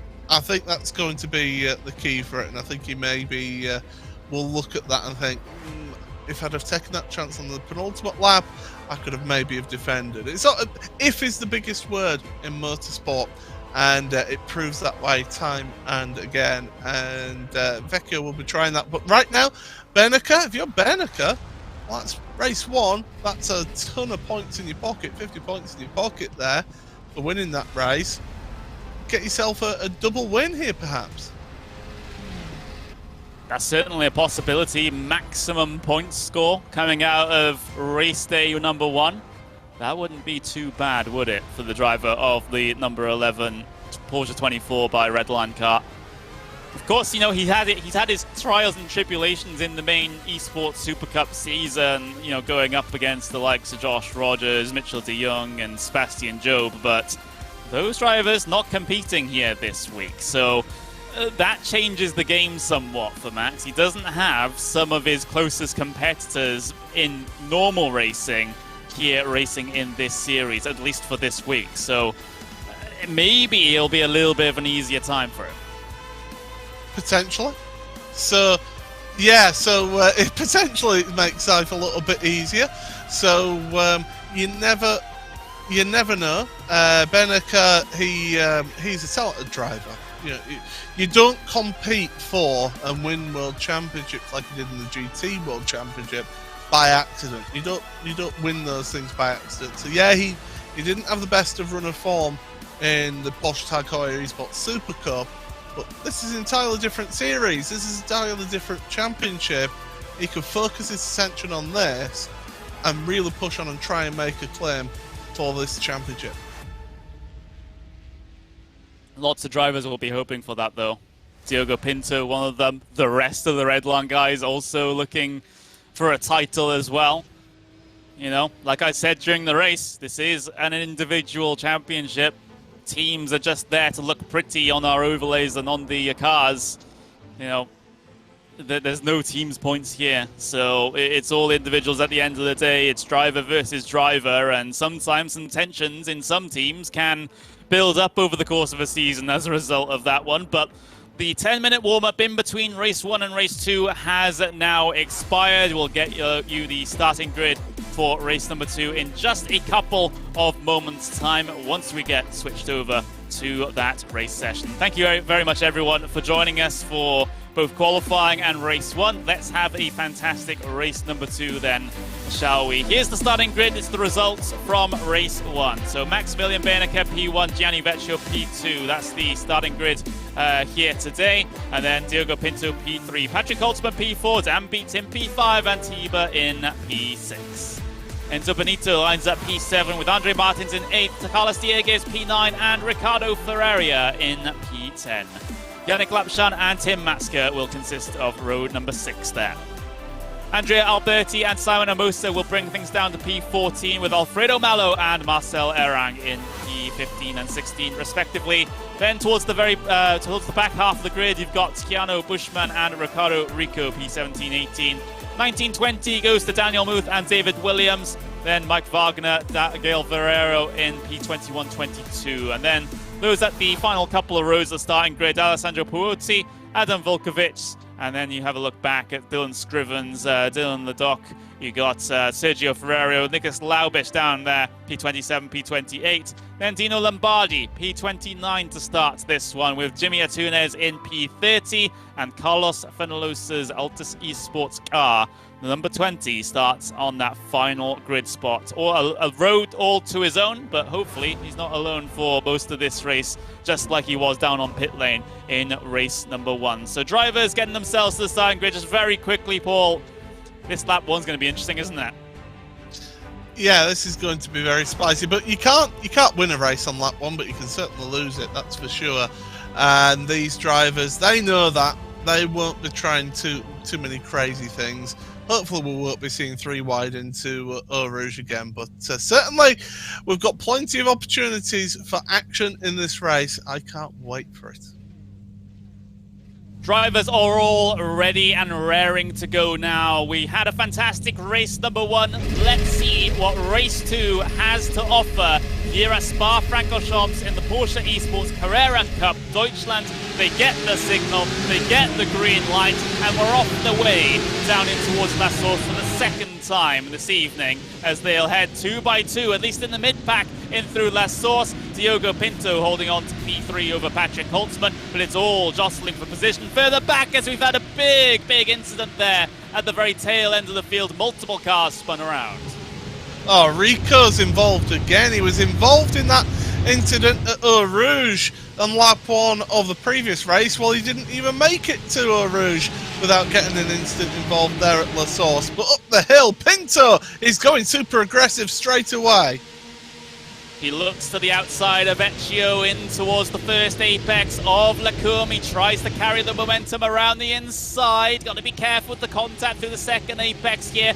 But Vecchio is able to hold on. Battling between the 2 teammates further back though. Dan Beats and Tiba. We're going side by side. Someone's off in the background there, pointed in the wrong direction. And there's more incidents now coming down in towards Malbadi with Valero in the wall. There's Scrivens in the Urano car that's also had problems as well. We're having a couple more issues on the first lap here than we had on lap 1 of the first race, Paul. Yeah, a little bit more messy on this one compared to last race, as you point out there. And I think drivers have seen what the first race was like and thought, right, I'm going to get a bit more aggressive in this second race. Matska once again is going side by side in the background of that shot on the exit of Poor. So he's carrying on his shenanigans from race 1. But the guys at the front, though, 4 of them slightly breaking away from Alexander Tiber. So they've got a little bit of a gap, the front 4. Yep, they really, really do. They're starting to break away already here at the very front, but Pinto still in amongst the thick of them here. He sits in that 3rd spot. He's going to look to try and maybe get past Vecchio here into the bus stop. He can't afford to let Spennica get away at the very front of the field here. Of course, he's within still, all 4 of them are still within drafting distance here at this early stage of the race, but Pinto really loves to just be sitting there in P2 so he can dictate the race on his own terms rather than having to sort of deal with Vecchio parked in his front bumper right now. It's great to see those cars going through in towards La Source for the second time. And well, Vecchio's in a good spot right now. He's of course started in 2nd place. Got Pinto with the pressure behind. What can Diogo do? We said he needs to do something a little bit different to try and counter this this speed and the slipstream of the cars in front of him. Benica going to the centre of the track initially. Everyone's following him though. They're all staying in line, and in fact, nobody making any moves there. So 21 cars in a row all together there, just 7.5 seconds covering the first 21 cars. We already have, as we watch the replay here of lap 1, this is involving Ricardo Rico here going deep on the brakes, a couple of drivers, then there's a little bit of contact from behind. That was nothing to do with Rico there. He just got contact from behind, sent him into another car, resulting contact spins other cars around, and other drivers to be spooked behind as well. Volkovic's in it, Ferrario's in it, so yeah, unfortunate there. So that's something the drivers will have, the stewards will have to sort out. But we do have a decision come through from the previous race already, a post-race penalty. The number 61 for abusing track limits. That is Alessandro Ruoti. He got a penalty for abusing track limits, lap 13 at Blanchimont. He will be put behind the number 21 car after the race. There you go. Shows that the race stewards are hot on it. They want to get involved in that one. Here's that incident then with Antunes that we saw on lap 1 up at La Source. Oh, he's just got bullied off the track there a little bit, I feel. And then Scrivens getting involved with that one as well. So those two head into the kitty litter at Malmedy, and that drops them down to the back of the field. But leaders ending up a lap, and they're still together in this long snake of cars. Yeah, still keeping each other in sight. That's just what this track really does. There's a big puff of smoke there inside of the bus stop there. Hopefully that isn't a major problem for whoever caused that one. But let's have a look. Here's Daniel Muth. Oh, just getting tagged around by the number 12 car, which is Mike Wagner. So Mike Wagner tagging around Daniel Muth there inside of the bus stop chicane. Now, what can Pinto do? What can Vecchio do on his compatriot at the front? Vecchio's taking an aggressive line, but he's also boxing in Pinto there. And Vecchio to the head of the field. Benica not feeling the need to fight that one.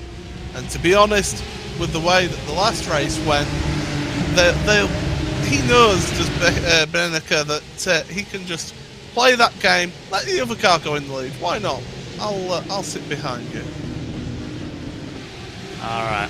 Okay. So yeah, just trying to keep it calm here for the opening laps of this race. I mean, some drivers, of course, we've already seen have had incidents. They're certainly not keeping it calm in the early portions here. But for most of the drivers, at least in the front half of the field, it's been a very, very cool, calm, and collected couple of laps here, at least to get this race started. Of course, you know, like we've already mentioned, we mentioned in the first race where it's the final laps really that really, really matter here, especially for that battle for the race lead. Here's the battle deeper in the pack, though. The 20 into the back of the 78. Penalosa turns Dino Lombardi. Lombardi was the other car involved in that incident, and now Penalosa has to be careful because he's already gotten himself a drive-through penalty from race 1. That might be another penalty there. It's frustrating, and usually with race stewards, I know especially in the world of real-world motorsport, race stewards look dimly with front-to-rear contact. They do not like that. They do not like drivers making that contact because it's up to the car behind to make sure they don't make contact with the car in front. Well, there you go. There's two cars battling. They're compromised. You're always going to be a little bit slower into there. Oh, Carlos. I know he's trying to make up for what happened in race 1 where he ended up at the back of the field as Carlos Penalosa, but that's not the way to do it. Yeah, and well, as it is in this series, you get it depends on the severity of the incident, how many penalty points that you get on your license. So if it's not a very serious incident at all, it's more on the verge of racing incident than a fault, then you don't get any points. But here comes the battle for the race lead. Points for this though, points for style between the two teammates as Benecke retakes the race lead over Gianni Vecchio there with a decent swap around. But returning back to my point though, you get points based on the severity of the incident. It can be anything from 0 to potentially 10 for a race disqualification. And the stewards will try and place you where they feel is appropriate for the severity of the incident. So you can pick up 1 point for an incident, you can pick up 2 points for an incident, but at certain tiers, you will be able to get yourself qualifying bans, race bans. There's even a 2 race ban and a series disqualification if you pick up too many points over the course of the season. So you do have to be very, very careful because a lot of incidents this early on is going to put you on thin ice when it comes to those later rounds. Yeah, it'll come back and bite you in the backside if you're not careful. And yeah, you can't be sitting on accumulating license points in the early stages of the championship because then it just makes your life a lot more difficult. You've got to really tread on thin ice. There's an incident in front. It's Pinto, yes! What's happened? What has happened to Diogo Pinto? The driver that was in the thick of it with the red line guys in race number 1 finds himself into the gravel and potentially a barrier at Stavolo. Well, there was Holtzman behind him. There was Holtzman behind him. Oh, it's all on his own. It's all on his own, just clipping the grass. And as soon as you do that whilst you're braking, the rear locks up. Around it goes, like I say, like a pendulum with this car. Oh, that's Diogo. That's the one thing that I will say about his racing is that he's not quite got the full consistency that you need to compete at such a high level. That's an unforced error. You know, you got to be careful on the brakes in these cars. They can be unstable at the best of times. Here's another look at a different incident here, actually, involving a couple of cars kind of just affecting each other at the distance, I get the feeling there, as Ricardo Brico spinning in the middle of traffic. No one was immediately coming, though, but that was another problem there deeper in the pack, which is,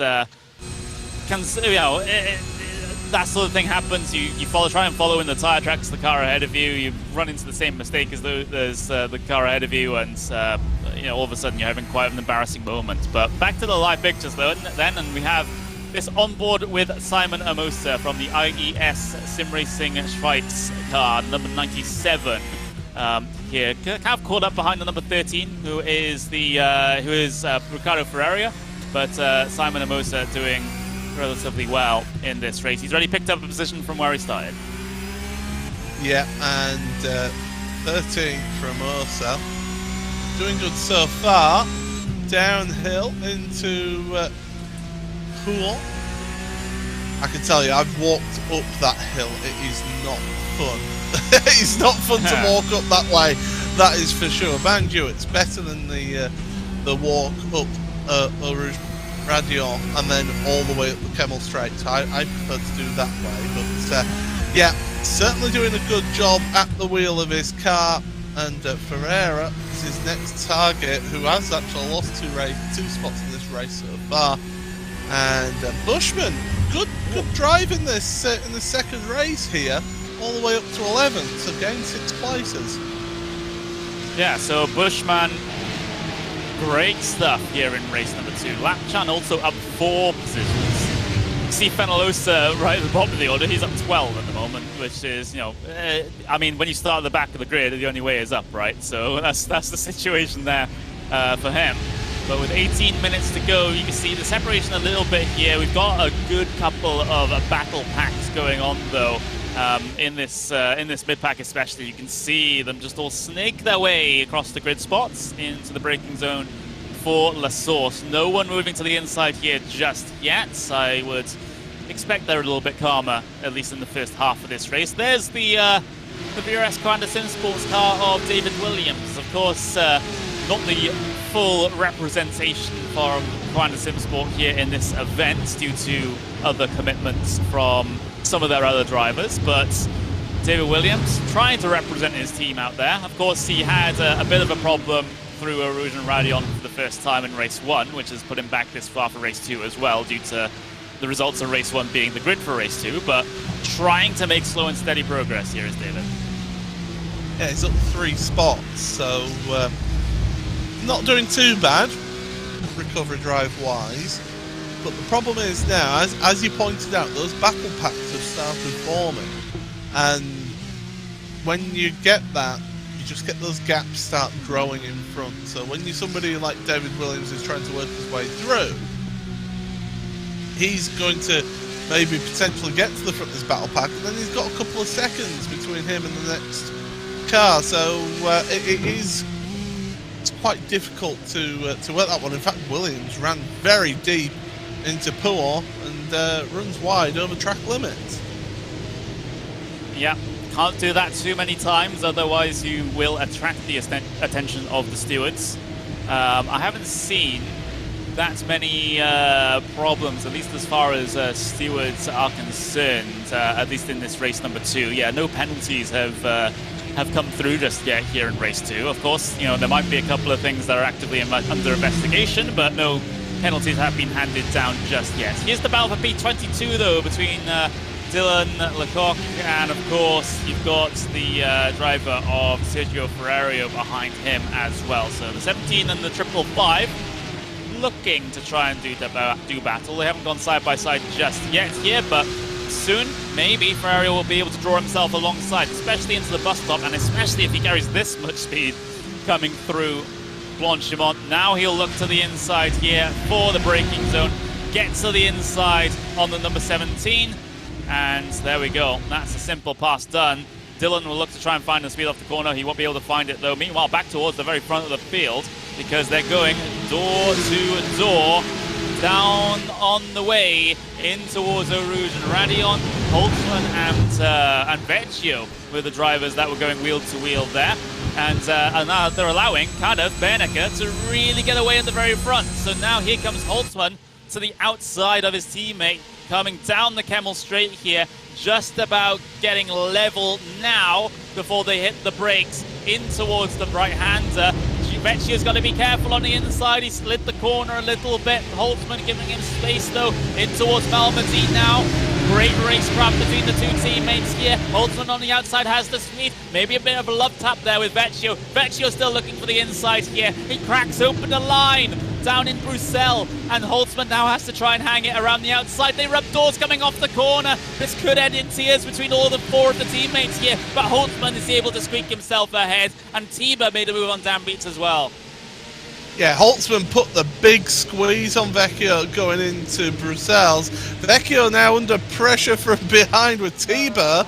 So Tiba is trying to get involved in this one. And Vecchio, oh, he's a bit all out of sorts here. And oh my goodness, we're almost going 3 wide into Lafagna. Wow, this is brilliant stuff to see here. And well, you've got, well, everybody else is trying to join in on this one. The one person who's happy out of all of this is Max Bernecker, who's just waltzed away to a 1.5 second lead. Yeah, he's loving seeing this in his wing mirrors at the moment, in his rear view.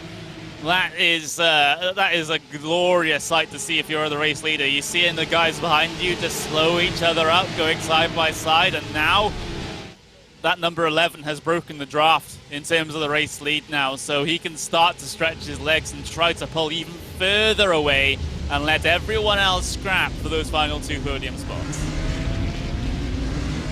That's what he'll try and do, will Max. Whether he achieves it, we don't know. But Tiba, can see him working at the wheel once again into the braking zone at La Source. We have got time penalty, by the way, for the 55, which is Dylan Scrivens to be given post-race, 5-second time penalty. So that won't, as it stands, affect his actual finishing position, but he's down in 30th at the moment, so not going to go well for him. But yeah, this is getting interesting. We said that they might be a little bit more feisty, and that's certainly what we're getting here, but with 12.5 minutes remaining, Connery, that it just started simmering a little bit. The pan's on the hob. It is. It really is. And well, Holtzman also pulling away from the group behind him as well. And look at what all that battling has done. It's brought Benito back in. It's brought Lapchan back in. It's brought Martins and Diegues and Matska and Bushman, even Ferreira, almost Alberti. So it's that little breakaway that the front pack has had or has enjoyed for the first half of the race is now non-existent because they had that huge amount of battling. Meanwhile, let's have a look at the replay. What's happened to Alfredo Malo here? Diving down the inside of La Source. That's a bit of a run there.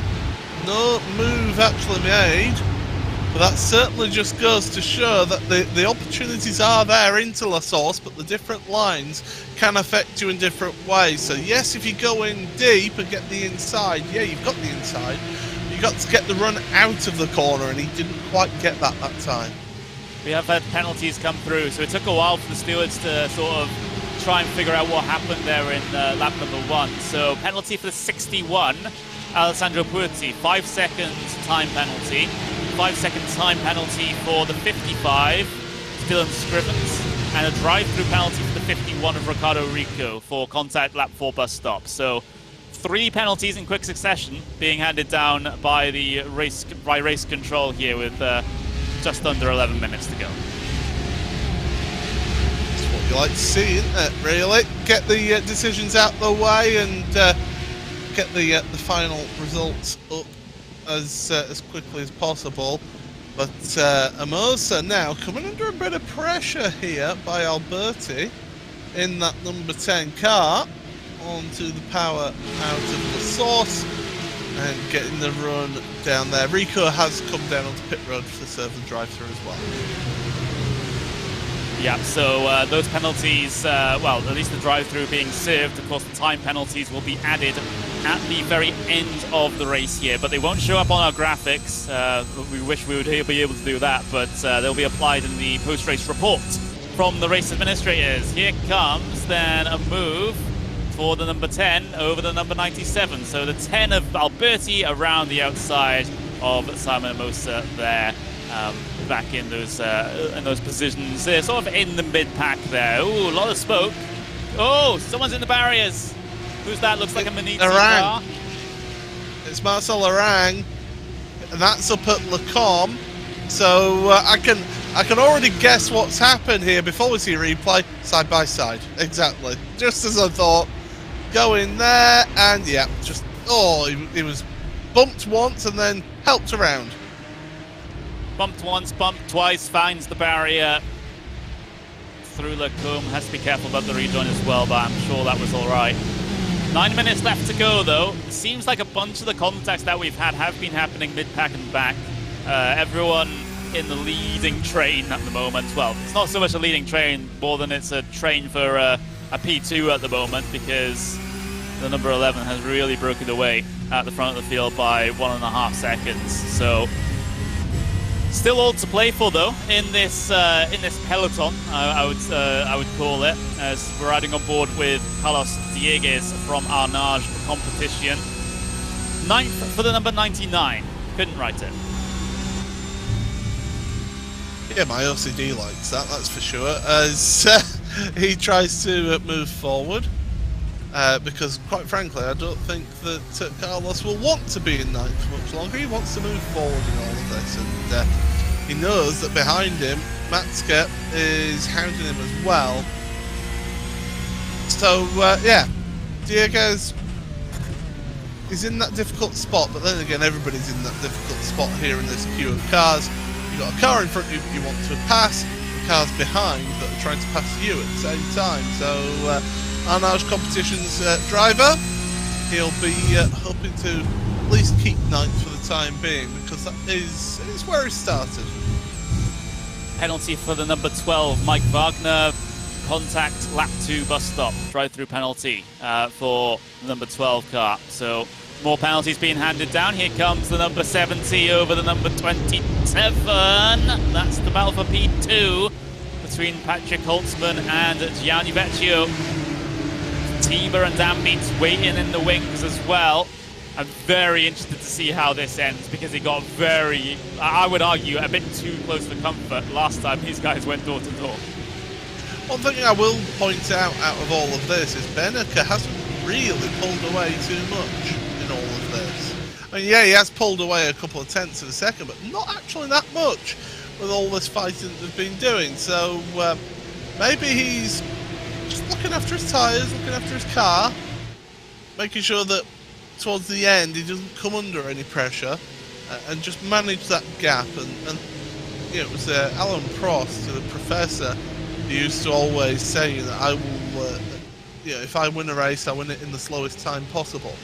You've got to look after your car and look after your tyres, even in a race like this where it's only a 30-minute race. Yeah, it is a concern in the back of the driver's mind, just like we covered in the pre-race show. So Beneke, he knows how to do all of that, though. He's, you know, he is an endurance world champion here at iRacing. So, albeit not in these cars, but in GT3 machines. But it's still a skill set that can be used here in this one, as he does extend the gap up to 2 seconds. Is there going to be a swap around for P2 at the bus stop? No, no. So Vecchio stays in line, side by side behind these guys, though. Involving, I believe that was Benito and Dan Beats that were having a bit of a scrap there. There's Yannick Lapchan just out of line a little bit in the Altus Esports car, further deeper in the pack. But now, this is where the patience starts to run out, Paul, because we're getting towards those final 5 minutes, we're getting into those final couple of laps. Drivers that have been waiting a while and biding their time will now start to try and look to go forwards. I just want to point out as well, Max Beneke last lap was a 2:23.7 compared to Holtzman with a 2:24.3. So that battling, that little bit of a half look from Vecchio really did affect their lap times, and there goes Gianni up into second place.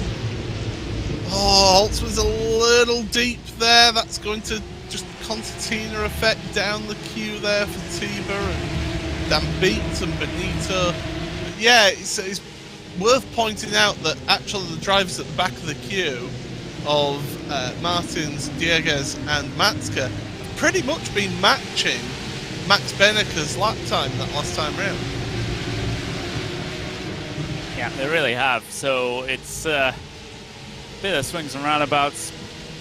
One advantage going one way, the other coming back at them over the course of the next couple of laps. So it's, but the overall trend, at least for Beneke, is that he's continuing to maintain the gap, if not extend it a little bit, as these laps go by, which is just exactly what he needs to do. He doesn't need to go all out 110%, trying to push every lap to try and, you know, make the gap crazy. It's like you said, Paul. You know, he needs to win the race in the least time possible. At least that's the attitude. Well, win the race in the slowest way possible. I was about to point that out then. Yeah, I was going to say win the race in the fastest way possible. I mean, yeah, of course, but we'll need to think a little bit more about that as we head into the final 4 minutes, and the battle for P2 still a big unknown. Here are the runs through Blanchimont. Drivers have been keeping to the track limits quite well through there over the course of this event. We had a penalty earlier on for track limits at Blanchimont, but everyone else has been pretty well behaved. There's a bit of contact ahead. I heard it on the sound cue, but I think that was Lapchan just maybe getting a piece of something, but he maintains position. I think it was Diego's actually getting into the back of Martins through the chicane. Nothing major, just a little kiss. Give us a little bit of Morse code to say, hey, I'm still here. I'm keeping you honest. But yeah, that's this is the problem now for Diego's at the back of this queue. The rest of the cars in front of him have all got a slipstream train going on here. So yes, he'll be getting a double effect going on, but he's not gaining. You can see it there. He's not gaining on the car in front. As Tiba now trying to make moves on Holtzman. He had a little look, didn't he? As we just wait patiently to see what happens in this pack for P2, because they've, apart from that one time near enough the sort of second quarter of the race where they went absolutely balls to the wall, crazy battling. Ever since then, they've taken it in a bit more of a relaxed fashion. But we are heading towards the end of the race now, and that can very much all change. Here's Pinto. He's on his recovery drive, remember. After that incident, he gets past the number 31 car of David Williams. So up into P15 he goes. So great recovery so far from Pinto. Of course, it could have been so much more than P15 at the end of this one, but still being 10 seconds off the race leader after having an incident is not too bad. Yeah, I was actually going to bring up about Pinto, and Hugo must have had a telepathic connection with me there, because then he brought up that replay.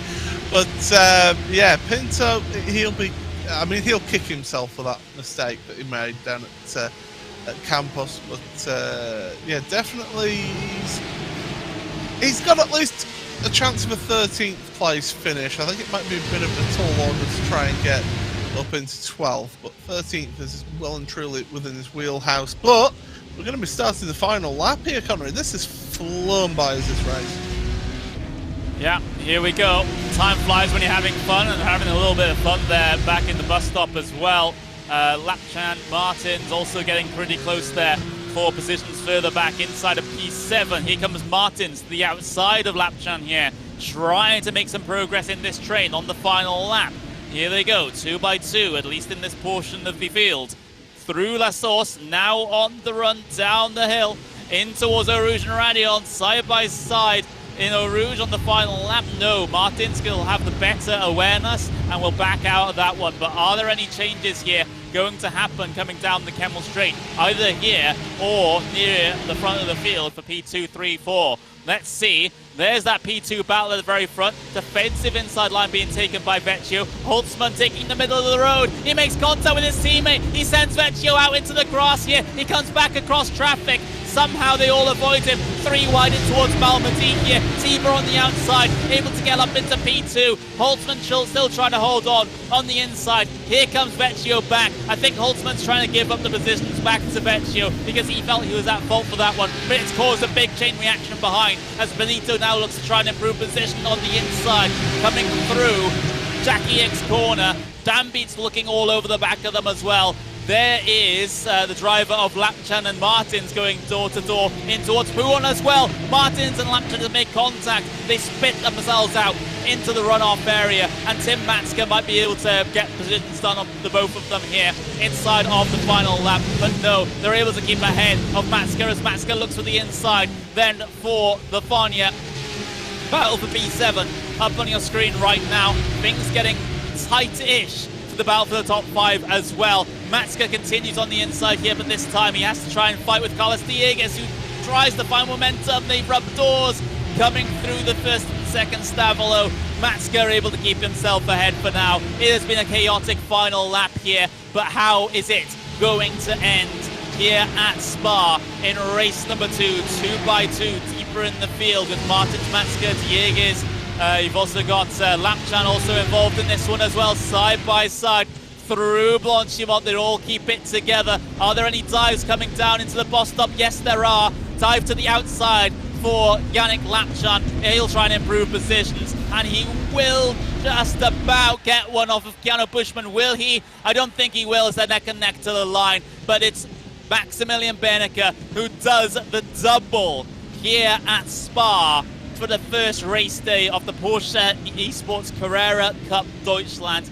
Never going to take anything away from Beneke. He ran a perfect 2 events here today. But what a crazy, crazy final lap for everything P2 and back.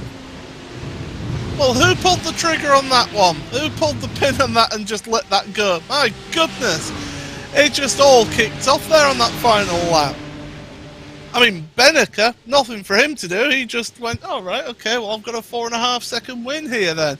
But that battle then, Tiba, what an incredible way to find yourself in second place for him. Up 4 positions in this race. Vecchio, he'll be a little bit disappointed not to get another second place in all of that. Holtzman did the right thing to address the position back to Vecchio, but all I'll say is, good luck to the race stewards on that one, because there was a lot happened on that last lap. Oh my words, my voice worn out there. But we are getting word from stewards already that they might have already made a decision with regards to that final lap there. So we'll get that to you in just a bit once we show the finished results, the results graphic. But yeah. Things might still come here, at least in terms of stewards' decisions, but my words, like at the end of both races here have been absolutely crazy, and more of that, please, I guess, coming into the next couple of rounds. Here we go then. Let's get the unofficial race results up. So this is very unofficial. I know what this sort of more official order is right now, because yes, Maximilian Bernecker wins this race, but we've gotten word already from the stewards that there will be a swap for P2 and 3 between Tiba and Vecchio. So Vecchio will be classed in P2, Tiba will be classed in P3, so not as you see it there. Of course, the rest is still unofficial as well. So Patrick Holtzman P4, Enzo Benito P5, Christopher Dam beats P6, Andre Martins P7, Tim Matska P8, Carlos Dieguez P9, and Keanu Bushman gets a top 10 finish. What a race too for Bushman there. Yannick Lapshan P11, Ricardo Ferreira P12, Andrea Alberti P13, Diogo Pinto, great recovery after a self-inflicted incident early on in the race while he was trying to compete for the podium. Compete for podium positions, he finishes in P14. Simon Amosa P15 with David Williams P16, Nicholas Laubish in P17 with Alfredo Malo 18th, Dino Lombardi in 19th, and Sergio Ferrario in 20th. Then the bottom portion of the field, Dylan Ledoc here P21, Daniel Move P22, Alessandro Puotti P23, and Adam Volkovic P24 here today with Marcel Erang P25, Jimmy Antunes P26, Dylan Scrivens P27, Ricardo Rico 28th, Mike Wagner 29th, Gail Ferrero P30, and then your last driver again for the second race in a row, Carlos Benalosa. So, those are your unofficial results from race number 2. Of course, we'll get confirmation from the stewards what the exact order is maybe in a couple of hours' time from now. Of course, that will be posted on all of our social medias. But, Paul, this race, it had a middle portion where it was all calm. It was all everyone just kind of waiting for their moment. But when that moment did arrive, it was crazy. It certainly was. I mean, that's Tiba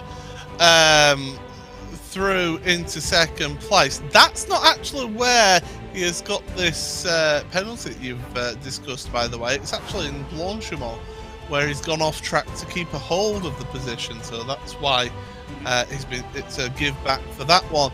But yeah, that little incident there was Holtzman getting into the back of Vecchio. Little tap, it unsettled Vecchio's car, which made him go deep across the grass. And I mean, Holtzman did the right thing though. He addressed the position back to Vecchio, allowed him back in front. He realised, hey, holds his hands up. I made a mistake there.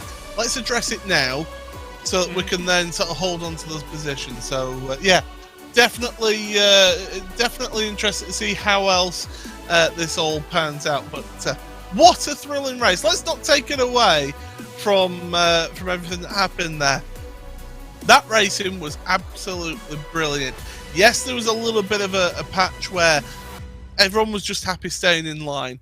That was expected, really, around here. We did have things sort of kick off between those drivers in that front pack, which allowed Beneke to pull away around the halfway point of the race.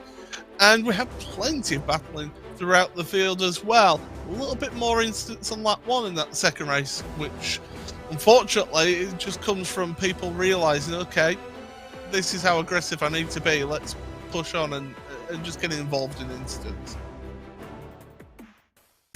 Yeah, and of course we'll go through a couple more replays here at the start here as well. Just brilliant stuff indeed. We're waiting for drivers to come in and have their interviews here in just a couple of moments' time. There was a little bit of contact there with the 51 inside of turn number 1. That's the mess inside of La Source here on the first lap of race number 2, and then of course a little bit more carnage here in towards the Lecombe chicane on the same lap as well. Drivers being put into walls and some such, but apart from that, everything else was relatively clean sailing here in this one. Brilliant 3-wide moment here with David Williams in the middle coming down the Kemmel Straight. And potentially even 4-wide with the 78 almost getting himself involved as well. So there we go. That's the situation here at the end of race number 2. Of course, again, we have to review everything. We have to make sure that any outstanding protests will be dealt with, and any post-race penalties will be applied here in this one. So, of course, you know, we have to wait for all that to go through. But I gotta say, this is a pretty successful first event on iRacing, at least, for the Porsche Esports Carrera Cup Deutschland. Certainly is. The drivers, they did not disappoint, did they? They certainly gave us some action. And to give you an idea about it, the front 8 were covered by 5, just under 6 seconds in all of that, and the front 13 were covered by 10.2 seconds in that race. That's 30 minutes of action and only 10.2 seconds covering the first 13 drivers. That shows how close this whole field was throughout this event. This is where we start seeing that little bit of excitement mid-race between Holtzman and Vecchio, where it almost got a little bit, almost to blows, didn't it? Yeah, it really did. And of course, you know, whenever someone sees a group of teammates all running together, people say, oh, the race is going to be boring then because they don't want to run into each other.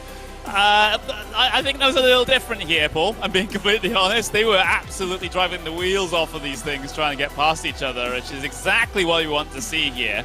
And it's great that this action is being had between all of these drivers. Well, it goes to show, doesn't it, that at the end of the day, there's Pinto's mistake. Oh, that cost him big time. He finished 14th in the end of Diogo. But it goes to show the level of competition. It also goes to show just how much these drivers, these individuals, want to win the championships.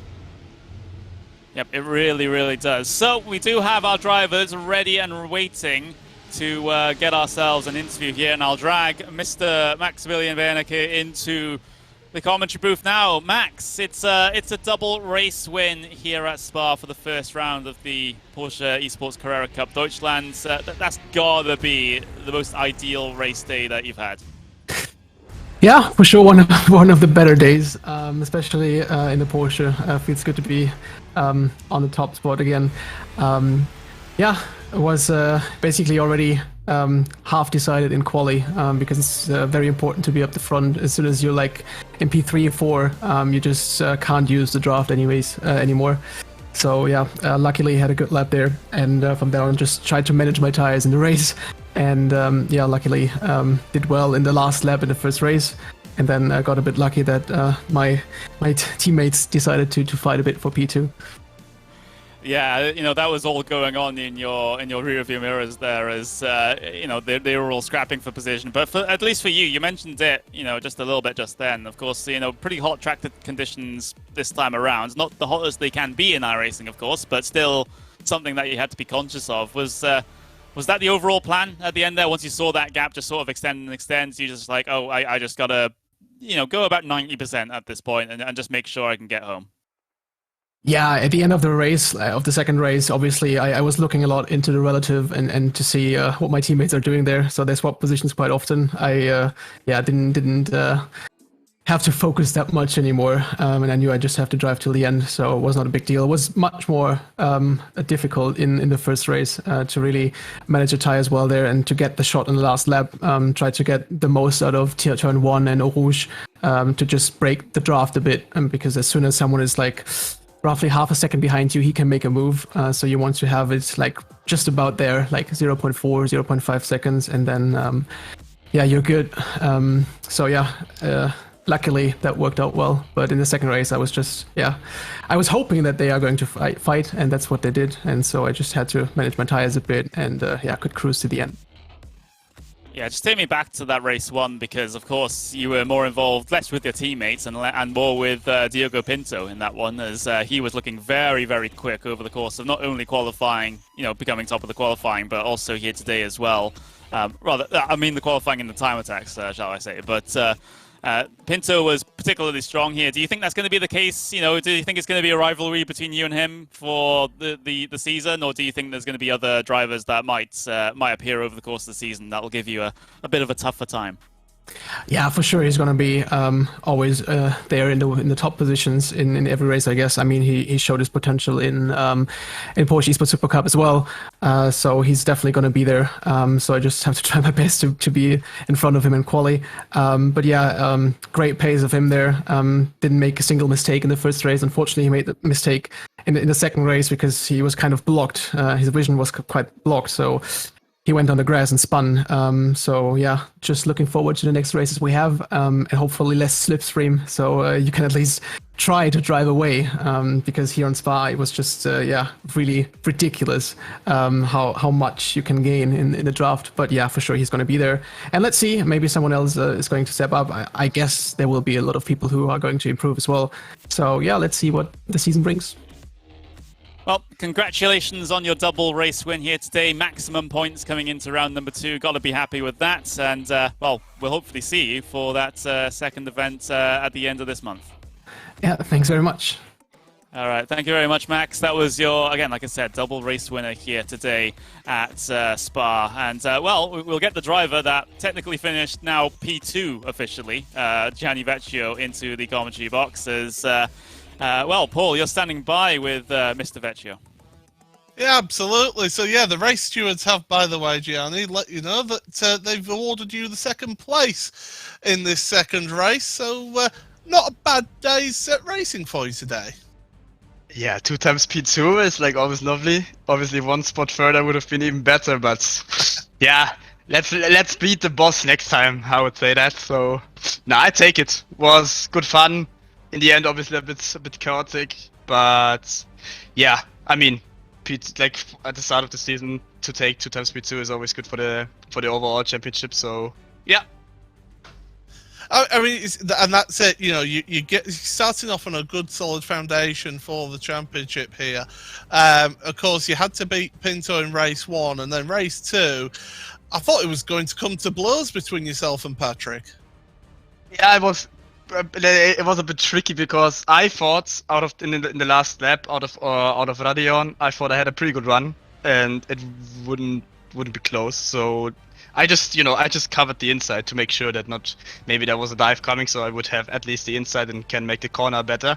But yeah, I was a bit of like Patrick braked a bit late to obviously defend against Alex, so he clipped me a bit in the rear. And then, like, I tried all my best to keep the car on track somehow, but obviously when you go over the grass, you're just a passenger. And yeah, I don't know how I did it, to be honest. I just tried to keep the car in, like, straight and not to cause any shenanigans when I rejoined. Luckily, my teammates avoided me pretty good, so I tried also my best to not cause a mayhem there. And yeah, and then at the outside of Rivage, I think Patrick kind of lifted early, which was pretty good for me. So that's how I got P3 again. And yeah, that's with Alex is a bit unlucky, but yeah, I mean, I personally take it because it was written in the rules. So I was kind of thinking maybe there's something coming. So yeah, but yeah, in the end, it was a bit chaotic, but it went well. It's at least that. And we'll come from one track where it's really it's not easy, but it's easier to overtake, to then Imola next time out. That is all going to be about qualifying and getting yourself right to the front, isn't it? Yeah, Imola is a pretty technical track, so as you said, it's not like at Spa where you have like the advantage of having a huge drivetrain.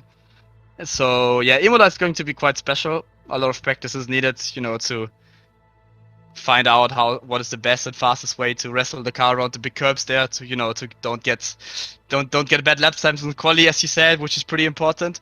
So yeah, I can't wait. I think I've driven Imola quite some time in the Cup car, and I've always thought it's pretty nice. So let's see if it's the same in a few weeks. Oh no, next week, or it's in a few weeks. I don't know, to be honest. Well, we'll let you get off, but all the best. Congratulations on the 2 second places there, Gianni. Thank you very much. There we go. Gianni Vecchio, 2 P2s here today for Vecchio, and to round off a good day for Team Redline, I suppose, we can also get Alexander Tiba inside of the commentary booth as well. Alex, again, you're one of those group of Redline cars at the very front for the vast majority of race number 2 in particular. You started in P6, you finished technically after Stewart's penalty P3. How's that feeling? Because it seemed like you didn't do as well as some of your teammates in qualifying, but at least you were able to work your way through when the race came around, and you're able to get into those top spots. Just take me through the race. My qualifying wasn't that good. I messed up a little bit my first lap, so that was not. I was not very happy at this moment. But in the first race, it took 1 or 2 laps, and I've completely found my rhythm. I had a lot of confidence on the braking and on the corner entry, and I was able to overtake Enzo, and then I could catch the others. So it was a nice first race. It was okay to finish on P6. I wasn't completely happy because my pace was stronger than P6, but it was okay. And in race 2, I just had to make the move in lap 1 on Chris to be on P5, and I haven't seen what happened to Diogo. He spun out in Stavolo 1, but I couldn't see what exactly happened there. And then I was on P4, and then I was just playing tactic games by saving a bit of tire to be able to attack towards the end of the race, and it paid out. It was fun to race against Gianni. We had a couple of corners where we were too wide. I think for a whole sector for 4 or 5 corners in a row, and it was very close, but it was always fair. And I had a lot of fun out there. And, just tell me more about. The last lap incident, it was a bit unnecessary, to be honest. But at the end, P3 isn't that bad. Of course, I'm a tiny bit disappointed about to lose P2, but at the end, I got a lot of points, and that's what's important to me.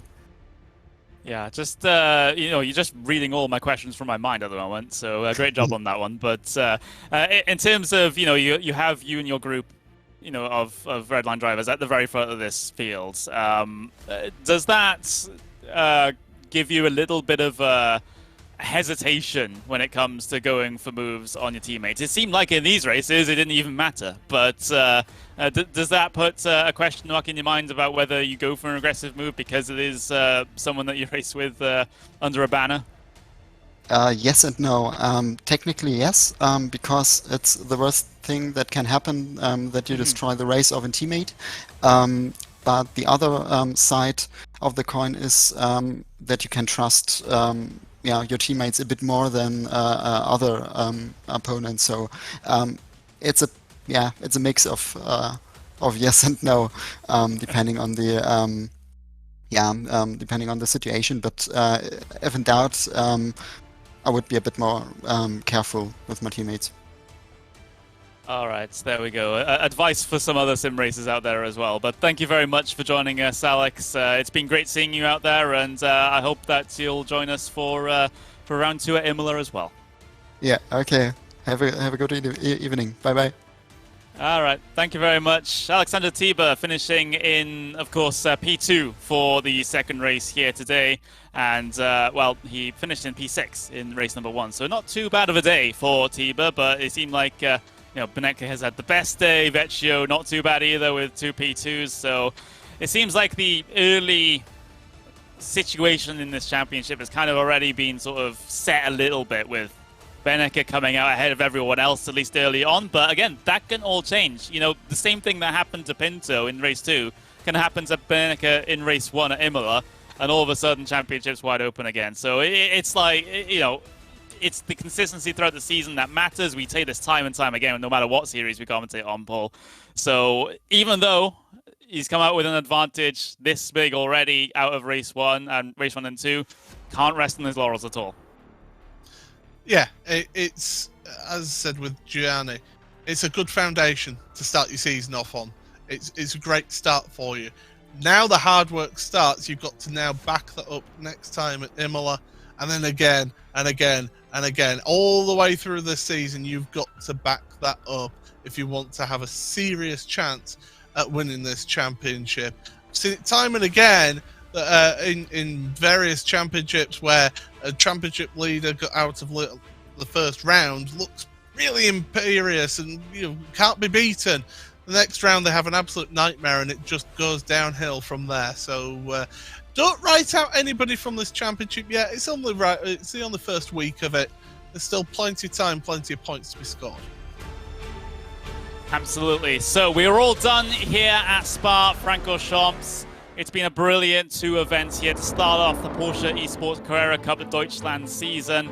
I've been Connery Maddock. I've been joined by the one, the only Mr. Paul Smith. We'll be back here for more Porsche racing action at the very end of this month, where we head to Imola for round number 2 of the championship for race 3 and 4 in total. June 27th. Mark that in your calendars, and we'll be back out here with some of the same guys that you've seen in this race as well. So we'll watch and see this championship develop over the course of the next couple of months. Thank you very much for joining us for the first event of this one. And, well, we'll catch you in a couple of weeks' time, I suppose. Thank you, and goodbye.